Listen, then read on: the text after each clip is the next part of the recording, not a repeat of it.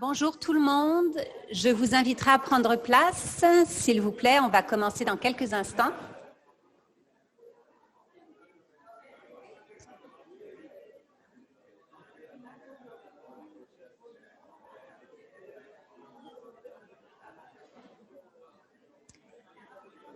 On va laisser aux derniers arrivés le temps de prendre place et on va commencer. Alors, bonjour tout le monde. Mon nom est Magali Bebrun, je suis directrice des programmes chez Vélo Québec et aujourd'hui, je serai votre maître de cérémonie pour introduire notre conférencier international qui nous rend visite, Stijn van Oosteren.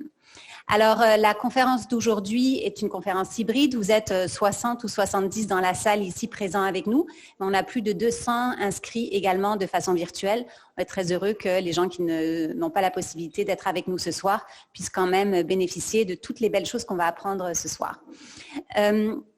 Si vous êtes du genre à gazouiller dans la twittosphère, joignez-vous à la discussion avec deux mots-clics Go Vélo MTL, puisque la conférence qu'on vous présente aujourd'hui fait partie du festival Go Vélo Montréal, et également Pourquoi pas le vélo, très bien nommé, d'après le livre de Stijn ici présent. Donc, pour introduire cette conférence, je vais inviter notre président directeur général, Jean-François Rault, à vous dire quelques mots.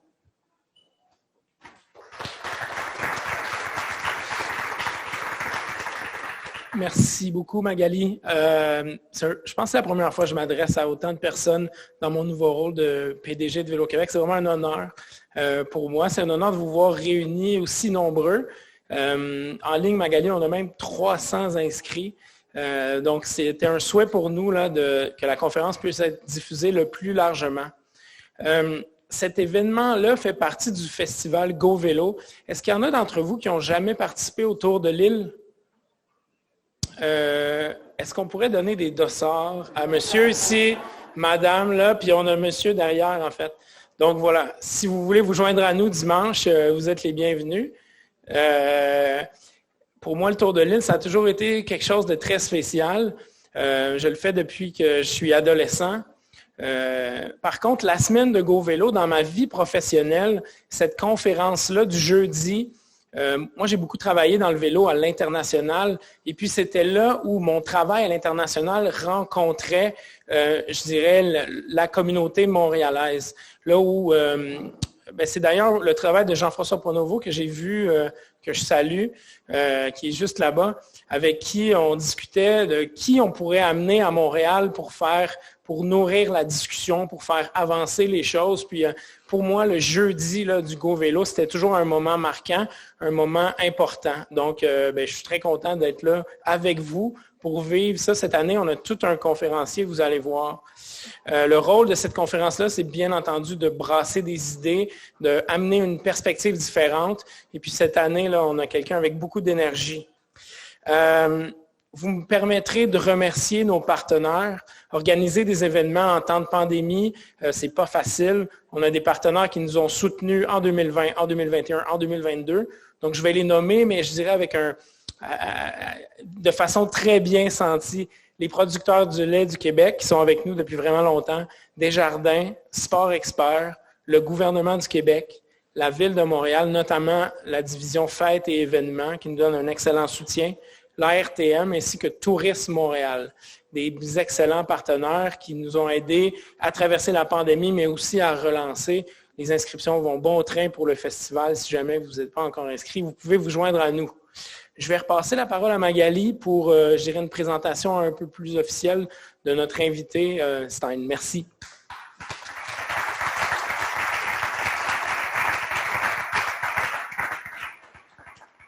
Alors, avant de vous présenter Stijn, je voulais vous préciser bien sûr que la période de conférence sera suivie d'une période de questions. Pour ceux et celles d'entre vous qui nous suivez de façon virtuelle, on vous invite à utiliser le module Q&A, questions et réponses de la conférence pour poser vos questions. Et on a notre collègue ici, Louis, qui se fera le porte-parole de vos questions. Et puis dans la salle, ensuite, on pourra également, avec le micro, alterner les questions de la salle et du virtuel. Donc, si vous les avez, vous pouvez vraiment les poser au fur et à mesure. Alors maintenant, pour la présentation de notre invité. Donc, Stijn Van Oosteren, né en 1973, a grandi aux Pays-Bas. Après des études en psychologie et en philosophie, il émigre à Paris en 1996 pour y compléter une thèse en philosophie. En 2002, il devient adjoint de l'attaché de police des Pays-Bas. Puis en 2011, il joint la délégation permanente du Royaume des Pays-Bas auprès de l'UNESCO en tant qu'attaché diplomatique. Pour rendre sa ville de banlieue parisienne, Fontenay-aux-Roses, cyclable, il fonde l'association Phare à vélo en 2017 et 2 ans plus tard, le collectif Vélo Île-de-France. Ce collectif regroupe quelques 43 associations et 8000 adhérents et Stijn en est le porte-parole. Depuis 2018, Stijn Van Oosteren anime des débats sur le vélo en France et à l'étranger autour des documentaires Why We Cycle et Together We Cycle. Et il a signé l'essai Pourquoi pas le vélo, publié ici à Montréal chez Éco-Société. On peut d'ailleurs retrouver le livre et vous pourrez vous le faire dédicacer à l'issue de cette conférence. Alors sans plus tarder, je vous demande d'accueillir Stijn Van Oosteren.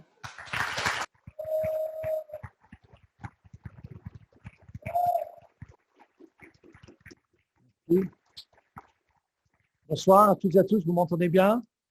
Super. Merci beaucoup pour cet accueil. Merci Magali, merci Jean-François pour l'accueil, de m'avoir fait venir ici. C'est grâce à Vélo Québec que je suis là et je suis ravi d'y être.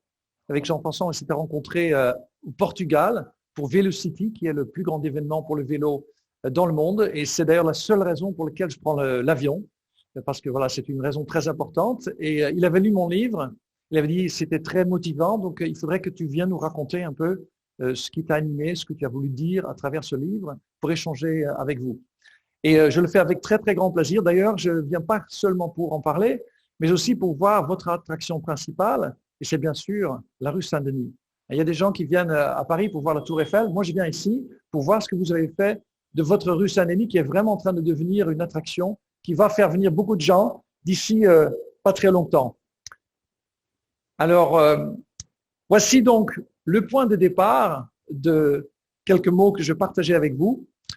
Et cette question, quand vous la voyez, d'abord, les gens diraient, mais en fait, ça va être une conférence sur la raison pour faire du vélo. Pourquoi pas le vélo? Parce que c'est bon pour la santé, c'est bon pour le climat, c'est bon pour le commerce, etc. Mais moi, ce qui m'intéresse beaucoup plus, c'est que si le vélo est si évident, pourquoi on ne le met pas en place massivement? Pourquoi il n'y a pas déjà partout des réseaux cyclables si on sait que c'est si bien pour tout? C'est cette question-là qui, je crois, très, très psychologique, qu'il faut qu'on creuse pour que, justement, la transition vélo puisse aller plus vite. Il y a tellement de résistance contre le vélo, contre l'avènement du vélo dans notre société, qu'on rencontre toujours cette réaction. Quand on parle de réchauffement climatique, tout le monde est d'accord qu'il faut faire quelque chose. Quand on parle des ressources naturelles, qu'on est en train d'extraire, qu'on est en train de brûler, tout le monde est d'accord qu'il faut faire quelque chose. Mais dès qu'on crée une piste cyclable devant un magasin, on dit « Ah non, on va tout tuer, on ne peut pas ». Et pourquoi? C'est vraiment ça qui m'intéresse. Il y a même des politiques qui ont essayé de démonter des pistes cyclables déjà en place. À tel point, la résistance est forte. Heureusement pour vous, et j'en suis très très content, ça n'a pas payé politiquement parce que ça aurait été quelque chose, ça aurait été un signal très très négatif pour le développement durable, pour l'avenir. Je vous félicite de votre avenir dans ce sens-là. Il y a toujours des réactions aussi économiques, des gens qui vont me dire « Oui, mais le vélo, on ne peut pas tuer toute une industrie de l'automobile. Il faut attendre. » Mais il faut attendre quoi? Il faut attendre comment? Combien de temps encore? Faut-il vraiment attendre jusqu'à ce que le nombre de véhicules mis en service ou mis en circulation soit si élevé que les routes soient définitivement bouchées et qu'il faudrait un deuxième pont Jacques-Cartier? Est-ce qu'il faut attendre vraiment jusque le CO2 qui est émis par les voitures soit si présent dans l'atmosphère que le climat sera définitivement déréglé plutôt? Est-ce qu'il faut vraiment attendre jusqu'à ce que la température soit si élevée que nos forêts brûlent définitivement, qu'on n'arrive même plus à éteindre le feu et que nos terres arables ne sont plus cultivables, parce que c'est vraiment de ça qu'on parle. C'est déjà le cas, par exemple, pour 3,5 millions de personnes au Kenya, je l'ai appris récemment. Oups, Voilà. Qui d'entre vous un animal domestique? Alors, vous comprenez ce que ça veut dire que d'avoir quelque chose que vous aimez, un être que vous aimez. Et si cet être que vous aimez tant souffre tout d'un coup des crises de fièvre à répétition, des anomalies que vous ne comprenez pas bien, mais qu'est-ce que vous faites? Vous le prenez, vous l'amenez chez le véto, parce que vous voulez enlever le mal qui lui fait mal. Eh bien, cet être, c'est lui. C'est notre climat qui fait des crises de fièvre à répétition. À gauche, le climat dans les années 80, tout allait bien. À droite, notre climat dans les années 2010, il y a des crises en permanence. Il y a des anomalies de température qui sont vraiment très importantes, mais ce n'est pas tout. Saviez-vous que notre planète a 9 limites planétaires? Alors 6 d'entre elles viennent d'être transgressées. On vient de transgresser la 6e limite. Il y a l'eau douce, il y a le climat, il y a la biodiversité, le changement d'utilisation des sols, il y a aussi la pollution chimique, il y a aussi le phosphore, c'est-à-dire l'engrais qu'on utilise pour l'agriculture. Tout ça, ça y est, on est déjà rentré dans une phase où on ne peut plus garantir la stabilité de notre atmosphère. Alors là, il y a des gens qui vont dire, mais t'inquiète pas, on a 9 limites planétaires, ça veut dire qu'il en reste encore 3. Ça veut dire qu'on peut quand même se donner quelques dizaines d'années, ça va aller bien. Oui, mais j'ai une mauvaise nouvelle qui fait qu'il faut qu'on fasse attention, parce qu'en fait, ces limites planétaires, c'est pas comme des marches qu'on descend tranquillement jusqu'à ce qu'on arrive en bas dans l'eau où il y a vraiment des problèmes. En fait, il faut plutôt voir ces limites planétaires comme un jeu de Mikado, c'est-à-dire avec des baguettes qui s'imbriquent comme ça, et où on peut en tirer une, peut-être une deuxième, et peut-être une troisième. Mais à un moment donné, ils sont tellement imbriqués que le tout va s'écrouler de façon irréversible et très brutale. Et c'est exactement dans cette situation que nous sommes, et c'est exactement, entre autres, pour ça que je viens vous parler. Alors, quand je parle comme ça, parce que je parle souvent comme ça, il y a toujours quelqu'un qui va me dire « Mais Stein, détends-toi, ça va bien, on n'en est pas encore là, regarde, il fait beau, il fait même pas trop chaud, c'est juste parfait. On peut aller, ça peut aller encore quelque temps. » Alors, ces gens-là qui disent ça, attends, on peut attendre. Mais c'est les gens qui habitent sur l'hémisphère nord. C'est nous. C'est ça les gens qui sont en train d'extraire des ressources de la Terre, qui les brûlent et qui les rejettent dans l'atmosphère comme s'il n'y avait pas de lendemain. C'est exactement nous. Et ce lendemain, en fait, il est déjà là. Regardez. Ça, cette deuxième carte, c'est la partie du monde où l'impact de ces gaz à effet de serre que nous émettons est le plus dur et est déjà en train d'arriver. Donc en fait, on voit ceux qui font la fête, ici, et en bas, les gens qui impactent. Donc ça veut dire que quand on regroupe ces deux cartes, on voit bien qu'on a un problème. Que dans pas si longtemps, il y aura toute une partie du monde qui va nous contacter pour dire « Bonjour, je voudrais vous demander de l'aide parce qu'on n'arrive plus à vivre sur nos terres. » Et ils ne vont pas que nous demander de l'aide, ils vont nous demander aussi des comptes. Et c'est de ces comptes que je voudrais parler aujourd'hui avec vous. Parce que pour rendre des comptes, il faut d'abord se rendre compte. Il faut se rendre compte de ce qui est en train de se passer. Et ce qui est en train de se passer, c'est que on aura besoin de lever le pied sur un certain nombre de choses. Et moi, je crois que ce message-là, qui n'est peut-être pas forcément audible, il commence à être audible partout dans la société. Et j'ai beaucoup d'exemples. Par exemple, en France, on a déjà les étudiants qui ne veulent plus aller dans les hautes écoles où ils apprennent des modèles de production qui ne sont pas durables. Ils refusent. Ils dénoncent même la façon dont on organise aujourd'hui l'enseignement. Mais je vois aussi un autre indicateur que je vais trouver ici, c'est cette chanson-là. Vous connaissez sans doute tous les Cowboys Fringants. Qui connaît ce groupe? Voilà, moi je ne connaissais pas il y a quelques mois. Et quelqu'un m'a dit, Stein, il faut que tu écoutes cette chanson, L'Amérique qui pleure. Elle m'a bouleversé. Vraiment, cette chanson, elle est extrêmement puissante. Et je me suis dit, pourquoi? Pourquoi je suis si touché par cette chanson? Pourquoi cette chanson arrive à m'envoyer un message? Parce qu'en fait, quand vous parlez de ce que je viens de faire, des statistiques, c'est du rationnel. Ce sont des chiffres qui entrent dans une oreille et qui sortent de l'autre. C'est quelque chose qui ne rentre pas. Alors que ce message qui est envoyé par cette chanson-là, en fait, il rentre, ça vous secoue et ça vous fait penser. Pourquoi? C'est ça que j'ai voulu comprendre. D'abord parce qu'il y a une chanson. Je ne sais pas si vous avez vu le clip qu'ils ont fait avec cette chanson-là. En fait, ce clip-là, c'est des cowboys qui font du line dancing, tous ensemble. C'est assez rigolo même à voir. C'est très en contraste avec le message assez sérieux qu'ils envoient. Et une chanson, ça vous embarque. Voilà, c'est comme un poème, c'est comme une histoire, ça vous embarque. Et quand ça vous embarque, en fait, ça vous donne du recul. Ça vous donne une sorte de disponibilité à prendre du recul par rapport à l'avenir et de voir, par exemple, qu'on est assez hypocrite avec notre façon de vivre. Il y a une certaine hypocrisie, on dit, ouais, il faut changer quelque chose et en même temps, on ne change pas. On va voir une conférence sur le vélo et on rentre en VUS à la maison. Il y a des trucs qui clochent un peu. Voilà. Et c'est ça qu'on voit quand on écoute cette chanson. Mais surtout, et c'est ça que je voulais dire par rapport à cette chanson, en fait, il nous donne de l'émotion. Il nous donne de l'émotion avec ces phrases-là. Ils disent, c'est triste ce qui se passe. Il y a toute l'Amérique qui pleure. Quand je regarde dans mon rétroviseur, je vois toute l'Amérique qui pleure. Parce qu'en fait, cette chanson crée une connexion émotionnelle avec l'avenir que nous sommes en train de créer. Et là, ça change quelque chose. Parce que du coup, on n'est plus indifférent. Et pourtant, même malgré cette émotion qui est de plus en plus présente, notamment chez la jeunesse, dès qu'on émet une mesure pour changer la situation, par exemple, les taxes sur le carbone, non pas celui-là encore, celui-là, tout de suite, c'est une manifestation. Pourtant, c'est la meilleure mesure. C'est très simple. Si vous voulez décourager un comportement, il faut mettre une taxe dessus. Parce que sinon, les gens continuent, si c'est gratuit. Donc, ok, je peux comprendre parce qu'il faut payer plus. Mais, par exemple, même des gens comme nous et au Vélo Québec, qui promeuvent le vélo, qui disent « un vélo, ça fait une voiture en moins », il y a de la résistance contre ça. C'est quand même incroyable. Ils veulent juste remplacer quelques voitures par des vélos, alors que c'est totalement évident.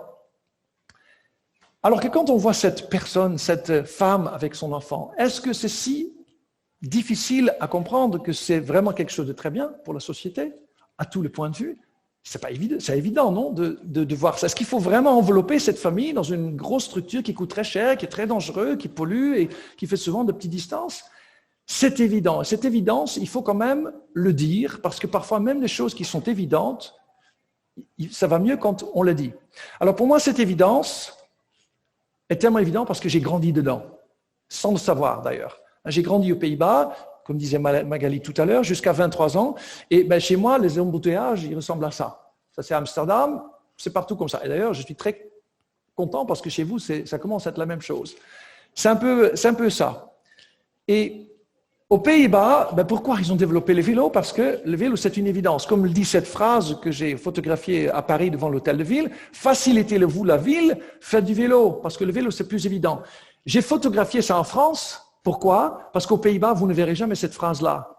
Parce qu'on a déjà compris, on ne va pas parler du vélo quand même. C'est une évidence. On ne va pas parler des chaussures pour dire que c'est génial. Non, c'est un peu ça. Et pourquoi c'est évident? Je vais dire quelques mots sur l'évidence du vélo, aussi pour vous nourrir avec des idées. Un rapport des Nations Unies, très officiel, dit que les enfants néerlandais sont les enfants les plus heureux du monde. Pourquoi? Tout simplement, entre autres, parce qu'ils sont libres. Ils sont libres de décider là où ils vont. Moi, quand j'étais gamin, j'ai pu, dès que j'avais 5 ans, je pouvais prendre mon vélo, je pouvais aller où je voulais. Je ne vais pas demander à mes parents à me transporter quelque part comme un petit légume sur la banquette arrière de la voiture, mais c'était moi qui disais. Et ça change quelque chose. Les enfants deviennent des oseurs, des pionniers. Lui, ce petit enfant qui, quand je l'ai photographié à Charleville-Mézières, une ville à l'est de la France, ça faisait 2 semaines qu'il avait appris à faire du vélo. C'était d'ailleurs pendant une manifestation. Et si un enfant comme ça, il prend le guidon de sa vie, de son vélo, il prend le guidon de sa vie. C'est lui qui décide s'il va à gauche ou à droite. Et quand vous permettez à un enfant de prendre cette responsabilité-là, il se passe quelque chose dans l'esprit de cet enfant. Il n'est plus jamais la même chose. Un enfant qui est transporté à la banquette arrière ou même sur la banquette d'un bus, forcément, vous éteignez une partie de son cerveau. Vous éteignez une partie de sa capacité à se projeter. Voilà, vous l'endormissez quelque part. Et lui, il apprend à oser parce qu'il se lance. C'est un grand événement de la vie.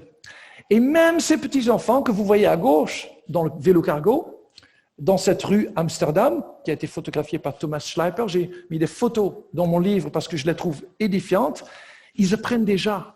Parce que ces enfants-là, en fait, ils sont transportés en plein air, il voit le vent, il voit les autres. Hein. Quelqu'un qui est dans un vélo, il établit un contact avec les personnes à côté de lui. C'est significatif. Quand vous êtes à côté de quelqu'un, vous êtes obligé de le regarder, vous développez une capacité à établir un contact. Ça a l'air de rien, mais ça a l'air de tout. En fait, ça change tout. Ces enfants-là sont en train d'apprendre la vie, comment les gens réagissent entre eux. Et le vélo, c'est tout ça. C'est cette incroyable école de la vie, de l'autonomie, de la liberté, etc. Et cette liberté, elle coûte beaucoup d'argent parce que, en fait, si vous ne donnez pas cette liberté-là, par exemple, quand vous transportez les enfants dans les bus, comme on le fait en Amérique du Nord, mais aussi dans d'autres pays, en France, on le fait aussi, vous leur enlevez ça, cette école de la vie, cette capacité à devenir autonome. Et c'est quand même incroyable parce qu'en fait, avec ces bus, avec ce système même, vous sédentarisez les enfants et vous en faites très tôt déjà des petits légumes parce qu'en 40 ans, les enfants canadiens, et c'est l'OMS qui l'a dit, l'Organisation mondiale de la santé, les enfants canadiens ont perdu un quart de leur capacité cardiovasculaire, un quart de leur cœur, parce qu'ils ne bougent plus, parce qu'ils sont transportés au lieu de se transporter. Et ça coûte très cher en plus, on paye très cher pour leur enlever cette capacité à être en bonne santé. Je vais même vous dire combien. Il y a environ 10 000 autocars qui sont utilisés au Québec, rien qu'au Québec, pour transporter environ un demi-million d'enfants, souvent même 2 fois par jour. Et un quart, ça coûte 100 000 €. Donc si vous multipliez, ça fait 1 milliard de dollars canadiens. On peut faire beaucoup de choses avec 1 milliard de dollars canadiens. On peut même peut-être faire un réseau cyclable. Et pourtant, on considère ces bus comme quelque chose de très positif, parce qu'on dit « Ah, ce bus, c'est une institution, c'est l'administration qui s'occupe bien de ses enfants ». Alors qu'on fait le contraire. On cache un problème qui est le fait que les rues sont tellement dangereuses que nos enfants, on ne peut même pas les lâcher dans la rue. C'est quand même un constat d'une gravité extrême sur la société. Et pour résoudre ce problème, on va les mettre dans des autocars pour laisser les routes dangereuses. Donc on va investir beaucoup d'argent dans une solution qui n'est pas une solution. Pourquoi n'utiliserait-on pas cet argent pour créer un réseau cyclable qui permettrait à tous ces enfants d'aller à l'école comme ça ? Tout seul, sans bus, sans chauffeur, sans gaz, sans etc. Et avec le plaisir de devenir heureux comme les enfants néerlandais. Voilà, c'est ça la question que je vais poser avec vous. Je veux vraiment la mettre pontificalement sur la table. Il y a aussi les personnes âgées. On dit souvent, voilà, personne âgée. Cette personne, c'est une dame qui, quand je l'ai photographiée, je lui ai demandé, madame, est-ce que vous voulez bien que je vous photographie parce que je vous trouve magnifique sur votre vélo. C'était à Aix-en-Provence. Elle m'a dit, mais bien sûr, monsieur, mais pourquoi vous faites ça? Je dis, parce que je vous trouve belle et je voudrais savoir pourquoi vous faites ça. Elle m'a dit, c'est très simple. À vélo, c'est beaucoup plus agréable, je peux m'arrêter quand je veux. Et quand je montre cette photo aux gens pour dire, voilà, les personnes âgées, c'est super le vélo, vous savez ce qu'ils me disent? Ah oui, mais Stein, là tu as pris une personne âgée en bonne santé. Et me devinez pourquoi elle est en bonne santé? C'est parce qu'elle fait du vélo. Oui, mais on va quand même pas mettre papy et mamie sur un vélo. Ah bon? Aux Pays-Bas, le groupe d'adultes le plus grand qui se déplace à vélo, ce sont les seniors entre 65 et 75 ans. Ils font le plus de vélo. Et les personnes au-delà de 75 ans, parce que oui, il y en a beaucoup qui font du vélo, notamment depuis le vélo électrique, ils font 27% de leur trajet à vélo, presque un tiers. Donc en fait, ils sont très compatibles avec les vélos, c'est une super solution pour eux. Et parlons aussi très brièvement des personnes à mobilité réduite. Ah là là, attends, tac. J'ai fait un sacré saut là. C'est un sneak preview. Voilà, tac.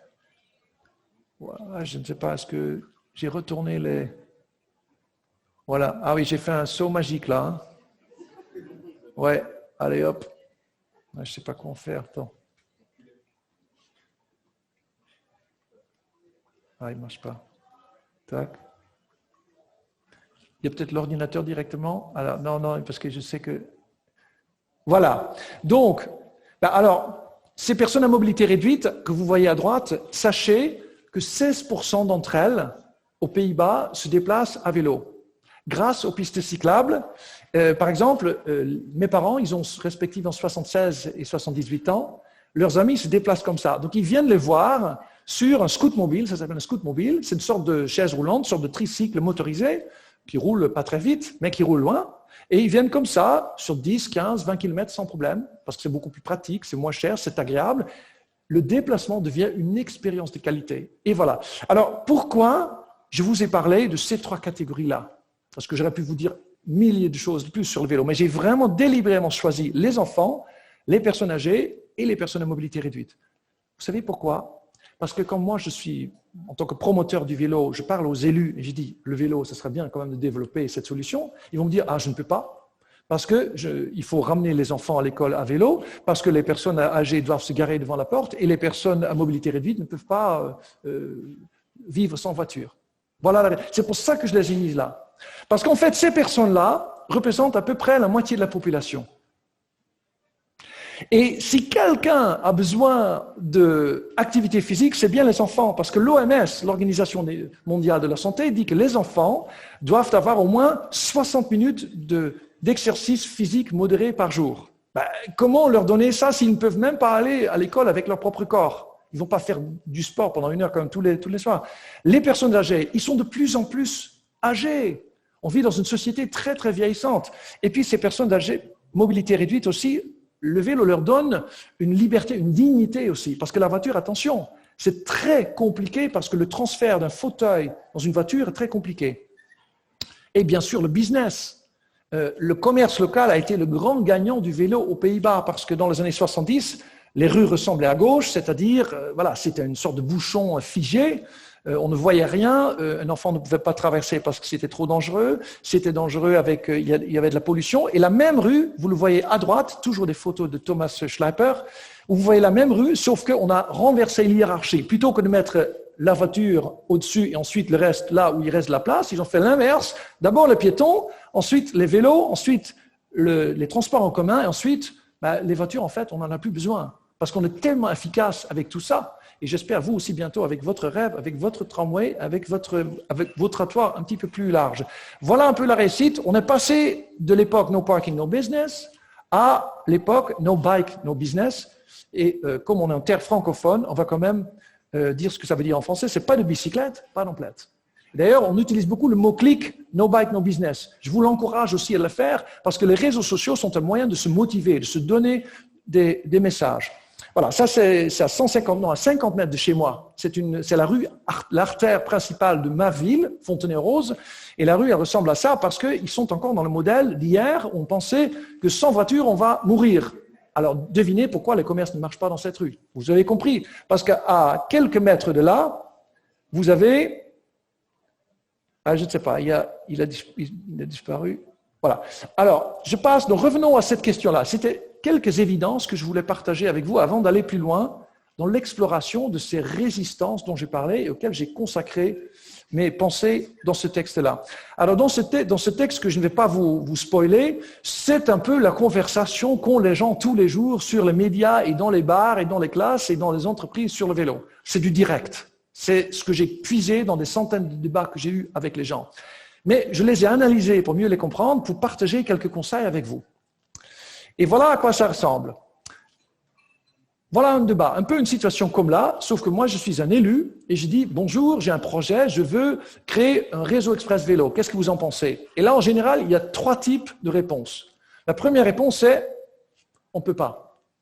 C'est impossible. » La deuxième catégorie, ce sont des personnes qui vont dire « C'est possible, mais moi je ne peux pas. » Parce que moi, je ne peux pas, parce que voilà, je suis plombier, et je ne peux pas, je suis déménageur et je ne peux pas me déplacer à vélo. Et puis, il y a un troisième type de réponse qui dit, en fait, c'est possible et moi je peux, mais tout le monde ne peut pas le faire. Voilà un peu ce contre quoi on lutte si on veut tout simplement changer quelques déplacements en voiture par des déplacements à vélo. Alors, mon analyse, ce que j'en fais, c'est que nous avons tous et toutes dans cette salle 2 façons de regarder le réel, notre quotidien, et de fabriquer nos choix. D'abord, on a ce que j'appelle l'attitude qui dit « je peux » ou « je ne peux pas ». C'est cette attitude qui dit « alors, je peux prendre la voiture parce qu'il y a des routes, je ne peux pas prendre le vélo parce qu'il n'y a pas de piste cyclable ». Et l'autre regard, c'est une façon différente de regarder les choses, c'est « je ne regarde pas ce qui est là, il y a la route, piste, non, qu'est-ce que moi je veux, indépendamment de ce qu'il y a ». Qu'est-ce que je veux moi? Pour mes enfants, pour moi, pour mon avenir, qu'est-ce que je veux? C'est ça la question. Moi, par exemple, je voudrais bien que mes enfants puissent se déplacer à vélo. C'est une autre façon de regarder. Et cette attitude-là, qu'est-ce que je veux, n'émerge que quand on se pose des questions. Et ça, c'est quelque chose qu'on ne fait pas. Généralement, on ne se pose pas des questions. On répète ce qui a toujours été fait et on s'en contente. Et ça arrive, heureusement de temps en temps, ça arrive quand, par exemple, on change de travail, quand on déménage. Voilà, là, tout d'un coup, on ne fait plus le même trajet, donc là, on se demande comment je vais me déplacer. Mais le problème, c'est que pas tout le monde déménage en même temps. Donc, en fait, il n'y a jamais une vague de questionnement. On se dit, tiens, comment on va réorganiser notre mobilité? Par contre, ça arrive quand il y a une pandémie. Et la pandémie a créé justement la création de tout un réseau de voies actives sécuritaires qui ont même transformé la réalité dans ma région où je suis, parce que les autorités ont mis en place carrément un réseau de voies actives sécuritaires. Nous, on appelle ça en France des coronapistes. Des pistes cyclables qu'on a baptisées sur le coronavirus. Voilà. Et entre ces deux façons de regarder le réel, vous comprenez bien que le deuxième m'intéresse beaucoup plus, il y a trois différences. Mais d'abord, je vous rassure sur le « je veux », cette attitude-là, ce n'est pas un « je veux » n'importe quoi, « je veux voler partout », non. Le « je veux », c'est juste cette personne en vous, cette voix en nous qui dit « moi, je veux juste me déplacer le plus agréablement possible, le plus vite possible et, si possible, le meilleur marché possible ». Vous connaissez tous ce moment où vous êtes dans une voiture, dans un bouchon, complètement coincé, et vous dites, s'il vous plaît, donnez-moi un vélo pour que je puisse doubler ces voitures. Voilà, c'est ce « je veux-là » que je veux libérer pour discuter avec lui. Alors, il y a trois différences entre ces deux modes de fonctionnement qu'il faut démanteler, qu'il faut comprendre. D'abord, le « je peux », c'est cette attitude quand vous lui proposez quelque chose, par exemple un réseau cyclable, il voit tout de suite ce qui n'est pas possible. Ah, je ne peux pas. Par exemple, moi, je ne peux pas parce que moi, je vais loin et je transporte 50 kilos de dossiers. Je ne peux pas faire de vélo. Alors que le « je veux », cette attitude-là, il va au contraire raisonner à partir de ce qui est possible. Il va regarder qu'est-ce que je peux faire. Par exemple, oui, parfois je vais loin, mais aussi parfois je ne vais pas loin. Parfois, je vais juste à la poste, à 2 km, pour poster une lettre qui pèse 20 grammes. Je peux le faire. C'est 8 minutes à vélo. Je peux donc le faire. Voilà, c'est notre état d'esprit qui permet de créer des choses. Et si le jour où je dois transporter 50 kilos de dossiers, j'achète des sacoches, 2, et que j'accroche sur mon vélo, et je mettrai 2 fois 25 kilos dedans, et c'est lui qui va transporter les choses pour moi, parce que je veux. Et ça a l'air tout bête, mais ça change tout. Deuxième différence, c'est que le « je peux », il se vit comme passif. Moi, je constate beaucoup de passivité dans la société. C'est pour ça qu'on ne change pas. On dit, ah oui, mais le vélo, mais moi je ne peux pas parce que c'est trop dangereux. Et ce n'est pas moi qui fais les routes, je ne peux rien faire. En général, c'est à peu près ça.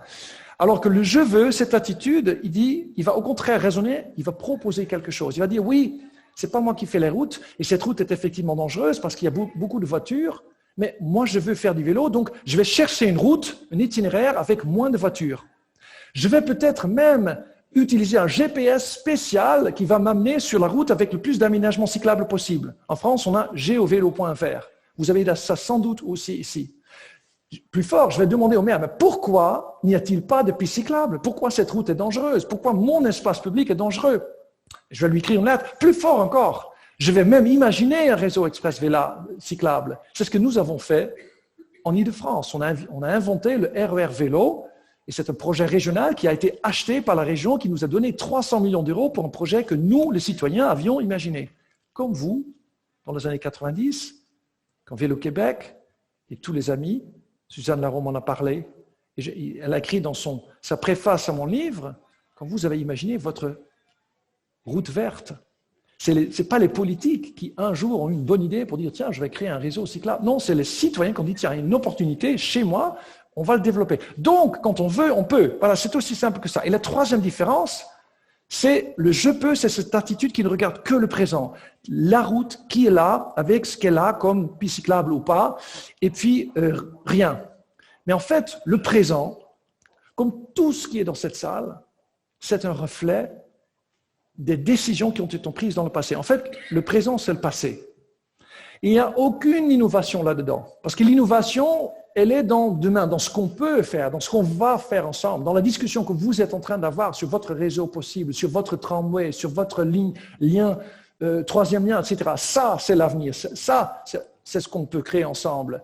Sauf que, comme le « je peux », il est passif, il pense qu'il n'a aucune influence sur son quotidien, il dit moi, je ne peux rien changer. Et donc, il n'ose même pas regarder l'avenir. Parce que quand il voit l'avenir, qu'est-ce qu'il voit? Il voit le réchauffement climatique. Donc, il va changer quelque chose. Il voit quand même l'extraction des ressources qui s'amenuisent. Donc, il va faire quelque chose. Mais il préfère à ce moment-là, parce que c'est insupportable pour lui, parce qu'il ne peut rien changer, et c'est traumatisant de vivre une situation où vous avez l'impression que vous ne pouvez rien faire. Et donc, qu'est-ce qu'il va dire? Il va inventer des excuses. Il dit, le réchauffement climatique, oui, c'est quand même très dangereux. Mais pas tout le monde peut faire du vélo. Donc, on oublie. Oui, l'extraction de ressources, oui, c'est vrai que c'est un problème. Mais on ne peut pas faire tout à vélo non plus. Donc on oublie. Voilà un peu la relation. Alors que le « je veux », qu'est-ce qu'il fait? Lui, il va regarder l'avenir droit dans les yeux. Il va dire, cet avenir, c'est moi qui l'ai créé. Ici, maintenant, je suis en train de créer mon avenir. Et moi, je ne veux pas contribuer une seconde à un avenir où le climat sera déréglé, où les ressources seront épuisées, et on ne pourra plus faire ce virage vers une société plus heureuse, plus sobre, plus résiliente, plus forte. Je ne le veux pas. Et c'est pour ça que je veux investir dans le vélo. Parce que même si le vélo ne peut pas tout faire, le vélo peut faire tout, beaucoup. Parce qu'aux Pays-Bas, justement, où j'ai grandi, dans des villes, jusqu'à 50% des déplacements peuvent se faire à vélo. Dans certains quartiers d'Amsterdam, même 70%. Donc vous imaginez, vous avez 100% des déplacements, 50% à vélo. Vous imaginez la quantité de trajets émettants, évités, c'est gigantesque. Voilà, il ne faut jamais sous-estimer ça. Alors, ces deux pôles, je vous ai décrit notre fonctionnement psychologique par rapport à nos choix. En fait, ils sont toujours en train de lutter l'un contre l'autre. Et en général, c'est le « je peux » qui gagne. Ou le « je ne peux pas ». Vas-y, je ne peux pas faire de vélo parce que c'est trop dangereux, etc. Et donc, je ne veux pas. Et c'est très drôle, parce que quand vous discutez avec des gens qui détestent le vélo, qui vont vous dire « moi, je ne veux pas faire de vélo parce que le vélo, je déteste, etc. » Quand vous discutez un peu avec, et quand vous les écoutez, à la fin, ils finiront toujours par vous dire, ou presque toujours, en fait, j'aime bien le vélo, mais pas ici en ville parce que j'ai peur, mais chez moi, à la campagne. Ou quand je suis en vacances aux Pays-Bas. Ou quand je vais sur la route verte. Là, j'aime bien faire du vélo. Ah, donc ça veut dire que vous aimez bien faire du vélo, mais seulement quand on vous laisse le faire, quand on vous donne les infrastructures pour. Et donc, ça, c'est quand même drôle. C'est qu'il y a des gens qui disent « je ne veux pas faire du vélo » alors qu'ils veulent en faire. Alors, comment c'est possible? Et c'est possible parce qu'en fait, dans l'histoire des pays modernes, à un moment donné, on a vraiment voulu, sincèrement, créer des routes uniquement pour les voitures. Le vélo, ce n'était pas la modernité. Le symbole de la modernité, c'était dans les 30 glorieuses, 45, 65, 65, 75 ans, c'était la voiture et le commerce. Et quand vous créez des routes comme ça, avec autant de voitures, il est tout à fait normal que vous ne veuillez pas faire du vélo. Comme il est tout à fait normal que sur des routes comme ça, ce n'est pas Amsterdam, mais c'est Paris, que vous veuillez faire du vélo, parce que, il y a de l'infrastructure. Donc, comment sortir de cette situation où vous avez des gens qui vont dire « je ne veux pas faire du vélo » alors qu'ils veulent en faire? Eh bien, moi, je pense qu'il faut les inverser. Il faut inverser le « je peux » et le « je veux ». Il ne faut plus dire « je ne peux pas faire du vélo, donc je ne veux pas en faire », mais on va d'abord dire « je veux faire du vélo, donc on va faire en sorte qu'on puisse en faire ». Et pour faire ça, il faut travailler sur le « je veux ». Il faut gonfler le jeu, il faut rebrancher les citoyens sur ce qu'il a envie de faire, sur ce qu'il veut faire. C'est-à-dire, il faut travailler sur le désir. Le désir, c'est le contraire de... Ah là là, suspense. Je suis vraiment... J'ai un jeu très subtil, voilà. C'est le contraire de subir. Et moi, je pense que ce que nous faisons généralement, c'est ça. On subit, avec les poings et les pieds liés, en disant « on ne peut pas faire autrement ». Gonfler le « je veux », demander « ça veut dire écouter son envie. Voilà, c'est très simple. Mais si tu prends vraiment du temps pour ça, qu'est-ce que j'ai envie de faire? En fait, c'est le contraire de la routine. C'est-à-dire manger la soupe que l'on nous sert depuis 70 ans en nous disant « vous ne pouvez pas faire autrement ». C'est un grand succès de l'industrie automobile. On a besoin de voitures, mais on a aussi besoin de pistes cyclables. Et cette industrie a réussi à nous faire croire qu'on ne peut pas faire autrement. On peut uniquement, à tel point que même les commerçants, aujourd'hui, ils croient que le vélo va tuer leur business, alors que sur la rue Saint-Denis, en un an, il y a eu 11 commerces de plus depuis qu'il y a eu la piste cyclable qui est arrivée. La preuve, elle est là. Et pourtant, c'est la réussite d'une industrie qui, pendant 70 ans, nous a vraiment bien englués dans cette routine. Donc, ce que je vous propose, c'est de gonfler, de faire une sorte de fitness de notre capacité à penser possible, à penser proposé et à penser futur. Alors allons-y. Moi, j'ai 3 astuces pour ça qui consistent à poser les bonnes questions, selon moi. Hein. Alors, la première, c'est, voilà, en général, quand on parle du vélo, c'est cette question-là qu'on pose. Est-ce que vous pouvez faire du vélo? C'est comme ça que les débats, souvent très enflammés sur le vélo, se passent. Ce n'est pas la bonne question. Parce que quand vous posez cette question, voici les réponses que vous obtenez systématiquement. Tout de suite dans le « je ne peux pas ». C'est tout de suite cette attitude « je ne peux pas » parce que Jean, il va dire « ah ben moi, je ne peux pas ». Parce que moi, je dois transporter du matériel de chantier. Christine va dire « je ne peux pas parce que je dois amener mes parents à l'aéroport ». Et bien sûr, Martin dit « mais je ne peux pas faire du vélo parce que moi, je dois de temps en temps transporter un petit meuble chez mon petit-fils ». Et ce n'est pas des trucs que j'invente, c'est des trucs que j'entends vraiment. Et donc, du coup, on considère que tous les trajets sont impossibles. Ça veut dire qu'au Québec, personne ne peut faire du vélo parce que tout le monde a une raison pour ne pas faire un trajet. Comme si tout le monde faisait des trajets avec du matériel de chantier tout le temps. Mais ce n'est pas du tout le cas. Donc, je vous propose de changer de question. Au lieu de demander est-ce que vous pouvez faire du vélo, on va demander mais quel trajet faites-vous par jour? C'est une question beaucoup plus intéressante parce que comme par magie, vous allez découvrir que chaque Québécois et Québécoise fait environ 4 trajets par jour. Et quand vous regardez ensuite, vous allez demander, mais quelle distance font-ils ces trajets et qu'est-ce que vous transportez? En fait, comme par magie, vous allez découvrir que beaucoup de trajets que font Jean, Christine et Martin sont très courts, sont parfaitement faisables à vélo. Et que même en général, on ne transporte rien du tout. Quand vous vous mettez au bord d'une route, tout à l'heure, et vous allez regarder les voitures qui passent, vous allez voir que 85% des voitures, il n'y a qu'une personne dans la voiture. Donc, ça veut dire que les voitures sont vides. En fait, il y a une personne avec 3 sièges de vide, ou 7, plus un coffre vide. Donc, en fait, les voitures, ça transporte des voitures. Ça transporte du vide et un petit corps de 70 kilos. Voilà. Donc, on peut tout à fait le faire. C'est-à-dire, là, si je vais de nouveau indiquer le possible avec une couleur, beaucoup de trajets s'avèrent être verts. C'est ça. Regardez le possible. Voilà. Et bien sûr, il faut les aménagements pour. Alors, un deuxième exemple, pour travailler sur notre capacité à proposer des choses. Alors, voilà. Alors, attendez. Alors là, c'est les chiffres que j'ai mis parce que j'aime bien quand même être scientifique parce que sinon les gens ils me disent « oui, mais vous êtes un blablateur ». Moi, je parle science. Et la science, c'est que la distance médiane au Canada, ce grand pays magnifique, des distances domicile-travail, c'est 7,7 km. Ça veut dire que ce n'est pas la moyenne, parce que la moyenne, c'est une abstraction, un artifice mathématique. La distance médiane, ça veut dire que si vous prenez toutes les distances domicile-travail au Canada et vous prenez les premiers 50%, ils sont tous plus petits que ça. Ça veut dire que tout le monde, ou la moitié des travailleurs et des travailleuses au Canada, peut se rendre à son travail en un petit demi-heure à vélo musculaire et en un bon quart d'heure en vélo assistance électrique. Donc, le potentiel est gigantesque. Voilà, ça c'est la situation en France.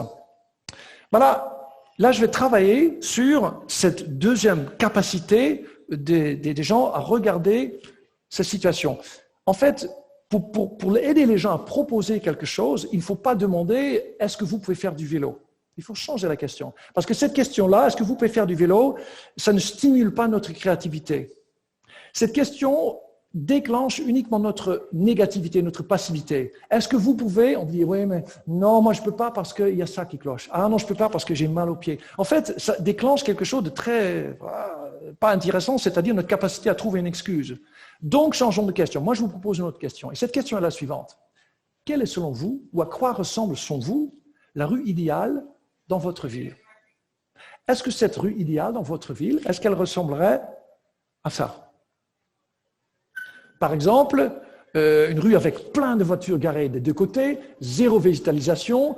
Au milieu, une rue bien noire, moi j'appelle ça le grand serpent noir dangereux, le GSND, avec zéro piéton, où il faut avoir peur à traverser. Ou est-ce que vous préférez peut-être plutôt une rue avec un peu d'arbres, avec un peu de végétalisation, avec un revêtement un peu plus sympa, comme derrière nous. Là, on n'a pas le GSND, ici devant la Maison du Développement Durable, mais on a un revêtement un peu plus cosy, qui fait un peu plus de place, un peu plus salon, et avec des piétons, avec une vitesse peut-être plus basse. Alors, qui préfère la deuxième image? Ah, ben voilà. Tout le monde. Donc ça veut dire qu'on sait déjà ce que veulent les gens. Et moi je peux vous dire, si vous voulez savoir ce que veulent les gens, il suffit de regarder les annonces des promoteurs immobiliers. Parce que les promoteurs immobiliers, ce sont des gens qui vendent un truc hyper cher, c'est-à-dire un bien immobilier. Et pour vendre un bien hyper cher, il faut payer des gens hyper chers pour qu'ils découvrent ce que veulent les gens, pour vendre ces trucs très chers. Et donc, ils inventent des images pour montrer ce que veulent les gens. Et donc, si vous les regardez, vous savez ce que veulent les gens. Et sur ces images, on voit toujours la même recette. Suivez-moi. D'abord, la verdure. 2, des arbres. 3, des piétons. 4, des vélos. Et 0 voiture. Donc, ça veut dire que si vous posez la bonne question aux gens, c'est-à-dire à quoi ressemble selon vous la rue idéale, ils vont vous dessiner la ville cyclable. Parce qu'il se trouve que sur cette rue-là, que vous voyez là, 0 voiture, juste des voitures, peut-être des vélos, peut-être de temps en temps une voiture, il fait bon faire du vélo. Parce que s'il y a très peu de voitures, là, comme on l'a déjà constaté, on ose faire du vélo. Donc, voilà le résultat, poser juste la bonne question. Et puis, pour travailler sur notre capacité à voir l'avenir, à affronter l'avenir, plutôt que de nous enfermer et dire « Ah non, non, non, on veut rien changer ». Alors, affrontons la situation. La situation, c'est celle-là. Le nombre de voitures mises en circulation est en augmentation constante, et notamment en Amérique du Nord. En 2050, le nombre de voitures en circulation, selon le rythme actuel, aura doublé. Donc en fait, alors qu'on n'a déjà pas assez pour fabriquer des batteries pour nous. Et d'ailleurs, pour fabriquer des batteries, parce que soyons optimistes, ne parlons même pas des véhicules thermiques, il faut trouver du lithium. Et le lithium, c'est dans la terre. Et donc, il faut l'extraire, donc il faut gratter. Mais c'est une quantité limitée. Donc là, on a une courbe qui va descendre. Donc on sait très bien, on a une courbe qui monte, le besoin, et une courbe qui descend avec ce qu'on a besoin pour satisfaire ce besoin. Donc on a un problème. On sait qu'on va droit dans le mur. Le problème, c'est que cette question-là, j'ai une toute petite touche pour ne pas trop le déranger. Hop, pouvez-vous faire du vélo? Ne voit pas ça. Parce que quand vous posez cette question, est-ce que vous pouvez faire du vélo? Vous ne pensez pas à tout ça. Vous pensez à, mais qu'est-ce que je fais quand il pleut? Mais qu'est-ce que je fais quand il neige? Qu'est-ce que je fais quand il fait moins 30? C'est ça la question auquel on pense. Mais qu'est-ce que je fais quand je n'ai pas d'arceau à vélo? Donc, changeons la question. Plutôt que de demander, est-ce que vous pouvez faire du vélo? Je propose de nous pencher sur la question suivante. Quel avenir voulez-vous? Et ça a l'air d'être une question un peu, oui, c'est un peu philosophique, monsieur, il faut qu'on avance là. Ah, je suis désolé, c'est la question essentielle. Et en France, il y a eu la Convention citoyenne pour le climat, avec des gens qui se sont penchés sur cette question pendant des semaines, par des gens qui ont été formés, qui les formaient, des experts. Ils ont complètement changé sur leur vision pour l'avenir. Ils ont même mis en place 150 recommandations qui vont complètement dans le sens du vélo notamment, parce qu'ils ont compris. Parce qu'ils ont compris ce qu'ils veulent comme avenir. Et moi, je peux vous dire que quand nous allons prendre ici ce soir, tout à l'heure, pendant le pot du temps, pour réfléchir sur quel avenir nous voulons, eh bien, on sera beaucoup, beaucoup moins intéressé par la croissance qu'on peut produire en grattant encore un peu plus de lithium, pour produire encore un peu plus de voitures, pour en mettre en circulation encore un peu plus. On sera beaucoup plus intéressé par ce qui se passe à droite, par nos enfants, et par l'avenir que nous voulons leur donner, par la nature qui reste encore et qu'on peut préserver. C'est la préservation de ce que l'on a qui va vraiment nous intéresser.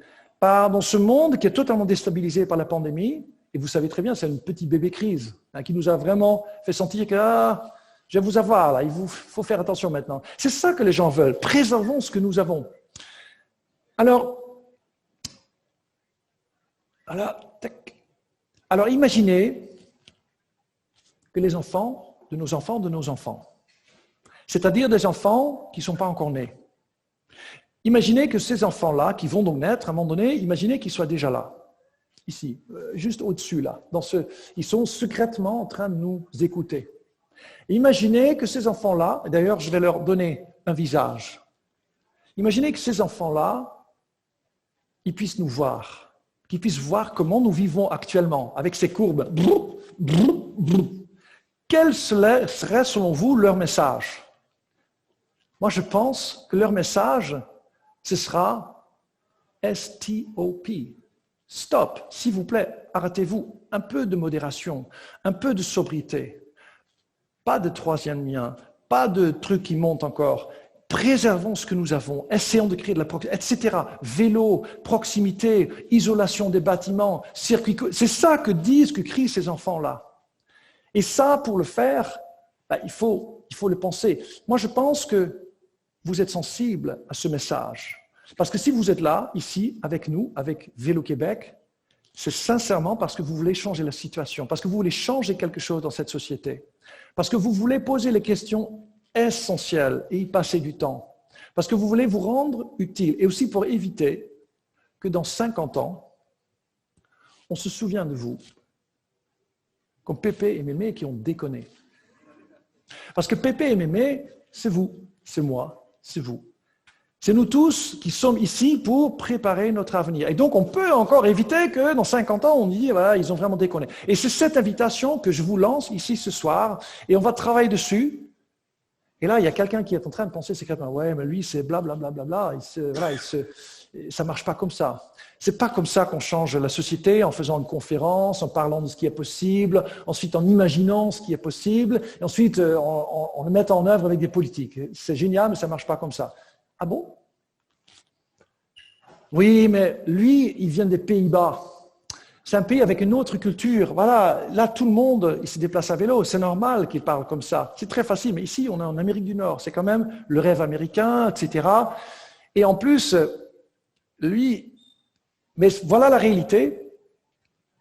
Les années 70 aux Pays-Bas, quand moi je suis né, c'était ça. C'était comme ici.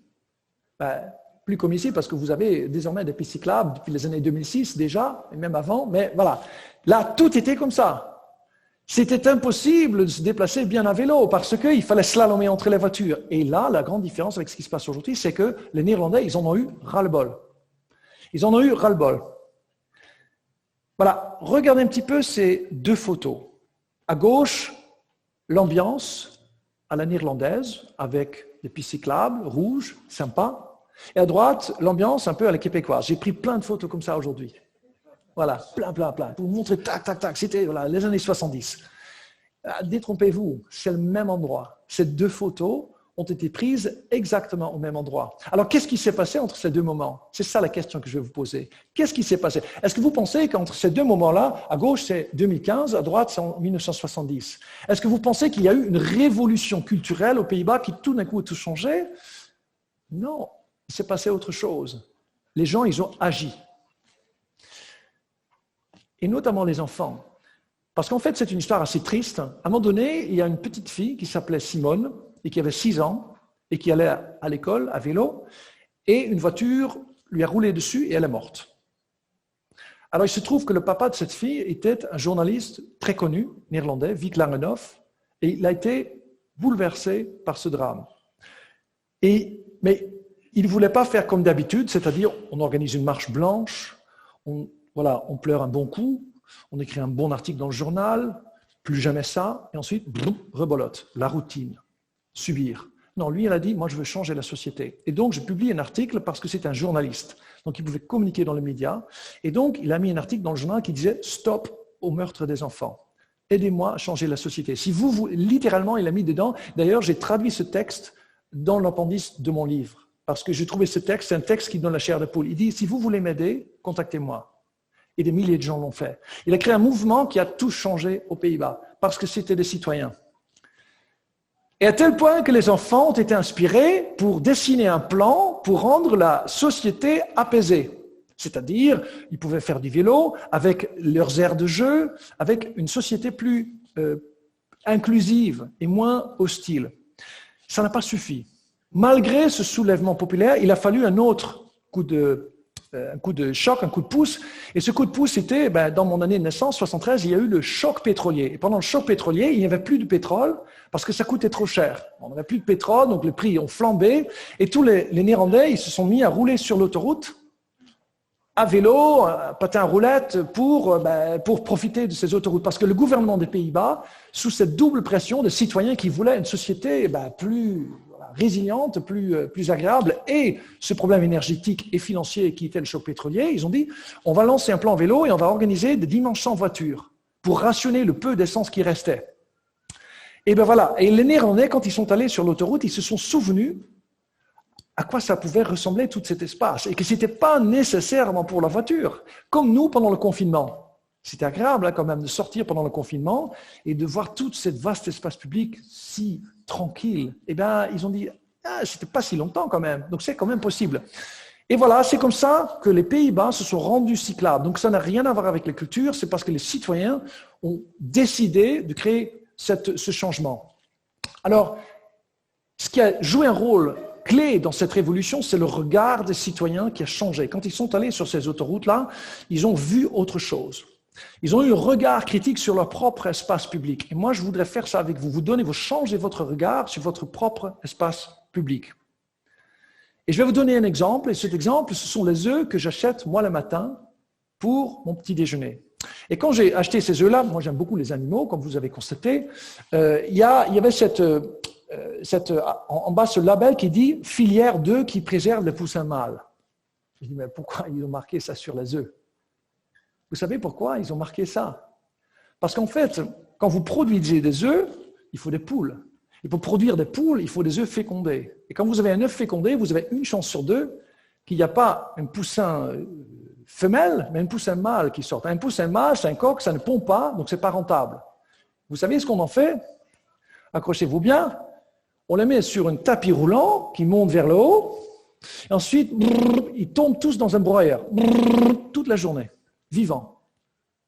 C'est comme ça que des millions d'animaux meurent en permanence parce qu'ils ne sont pas rentables. Alors, vous pensez peut-être, pourquoi il nous parle de ce truc horrible? Parce que c'est quand même affreux dans une conférence sur le vélo qui était censée quand même être un peu sympa. Eh bien, pour vous donner envie de changer de société. Parce que pour avoir envie de changer la société, il faut voir ce qui ne va pas. Parce que sinon, si vous n'êtes pas indigné, vous resterez dans votre chaise, vous rentrez et rien ne changera. Il faut vraiment comprendre ce qui se passe pour vouloir changer de société. Voilà, et là, je vais appliquer cette même chose que je viens de vous dire à un carrefour, et ça, vous dites, on connaît, parce que c'est chez vous. Vous dites, alors, c'est un carrefour.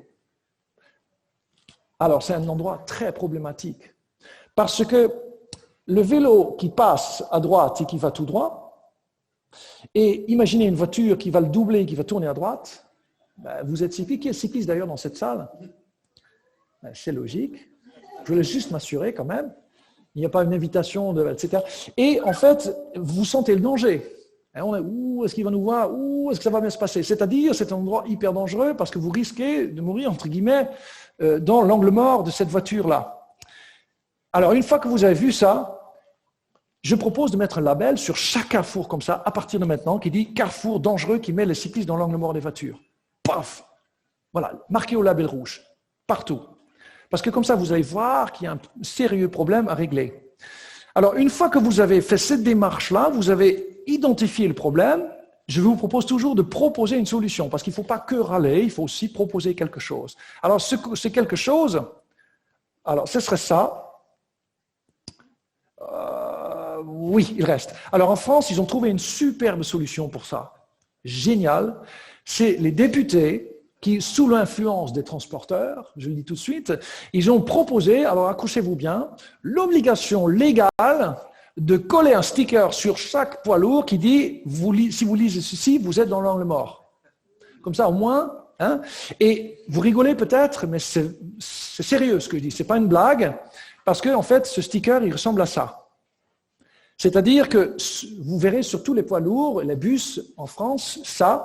Et donc, ça veut dire que le cycliste qui roule derrière le camion, et s'il arrive à lire ça, ça veut dire qu'il va comprendre pourquoi ils vont mourir. Parce qu'au moins, il a lu. Attends.